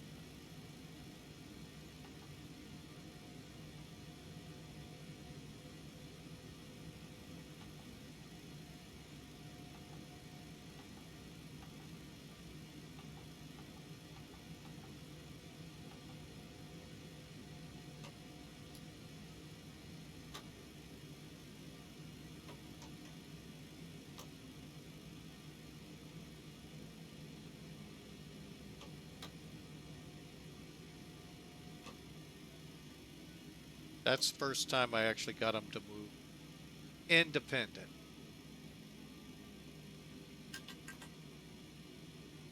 All right, folks, welcome in. Hope you enjoyed that little hop. Wasn't much, I get it, but it was fun nonetheless. It's kind of what you can look forward to, except a little longer, from Charleston up to White Plains, KHPN, for the event on Saturday. All right, so let's, we don't have a ACAR system to judge us on. The heck is that?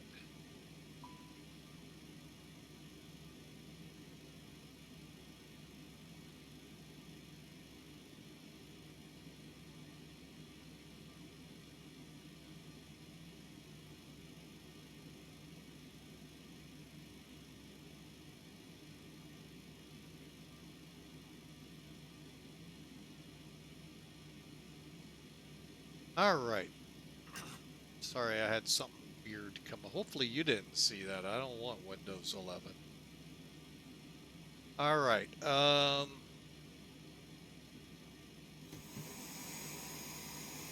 we got the door open for them. And let's get toolkit in here.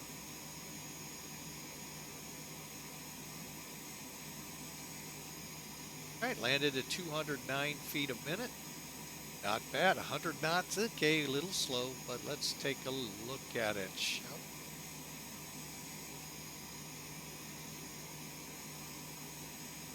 There we go. Like, what the heck? All right, so there's Olive Branch, there's Spirit of St. Louis. So you can see really a nice simple flight. Details, 55 feet a minute. I'm sorry, 55 minutes flying time, 225 on the miles, just under 900 kilograms of fuel landed, 1.6 on the G's, 209 feet a minute. We saw that at 100 knots. Kind of hard to see, but we landed, looks like 28 feet left of the center lines. Made a good fighter landing. 1,630 feet down the runway, 74, call it 7,500 feet at 150 feet wide. So really for a corporate jet, not bad. Not bad at all.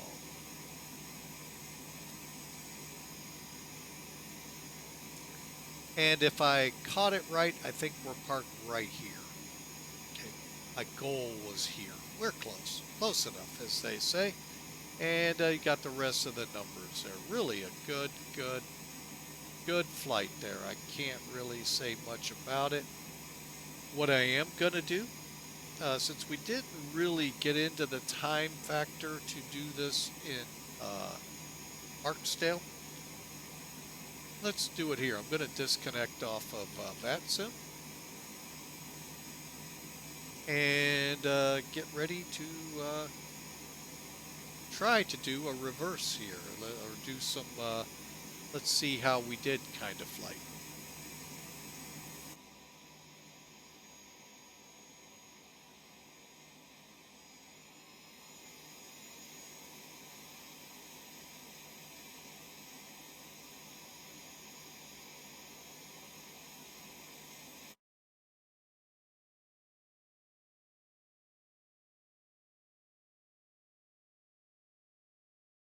Good starting point. Let me get some music going here.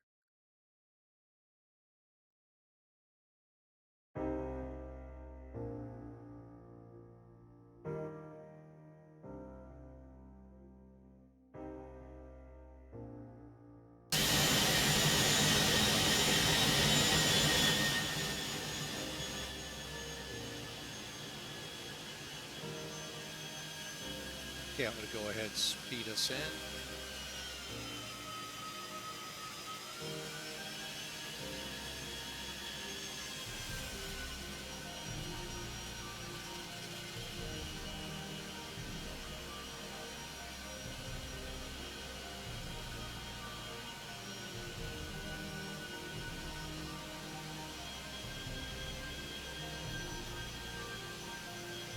I actually thought I did better than that on the center line. Okay, I was over.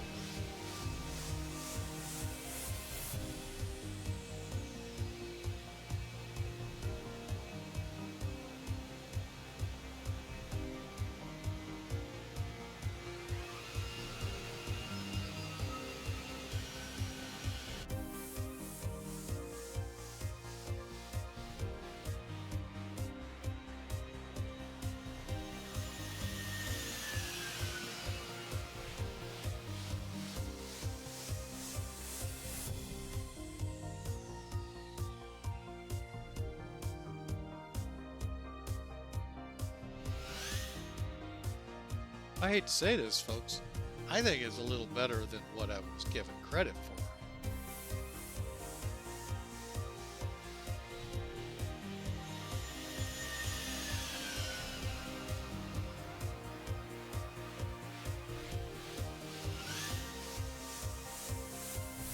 However, let's see what the passengers thought.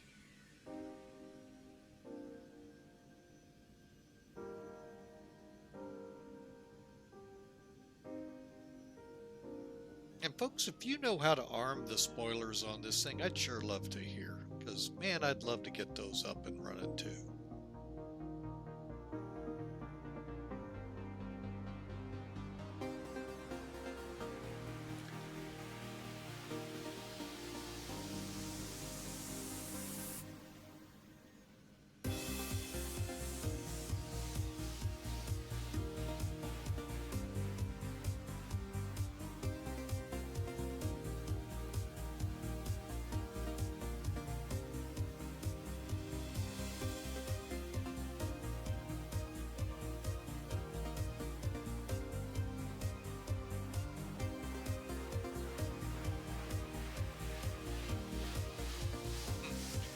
beautiful landing, folks. Let's look at it from one more angle before we get the best picture yet, hopefully.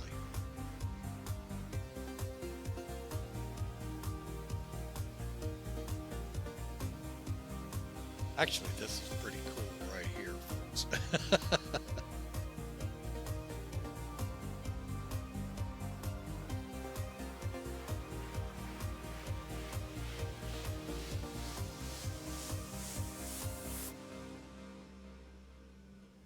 Oh yeah, we're left of the center line.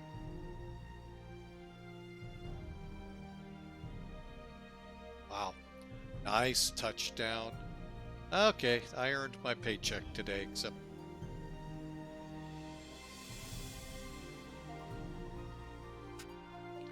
we're hoping the tower won't do that. It did.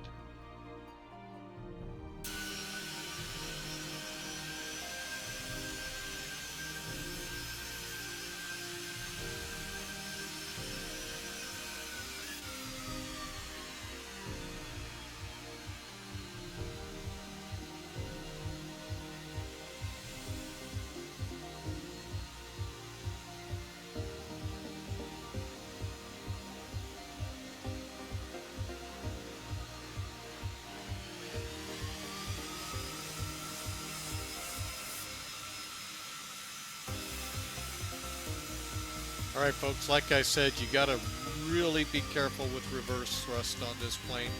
You got to be careful with a lot of things on this plane. It is the fastest general aviation aircraft out there. Geez, those two big engines, what do you think? Nice light aircraft, heavy propulsion, what do you think? Like I said, capable of Mach speed, not certified.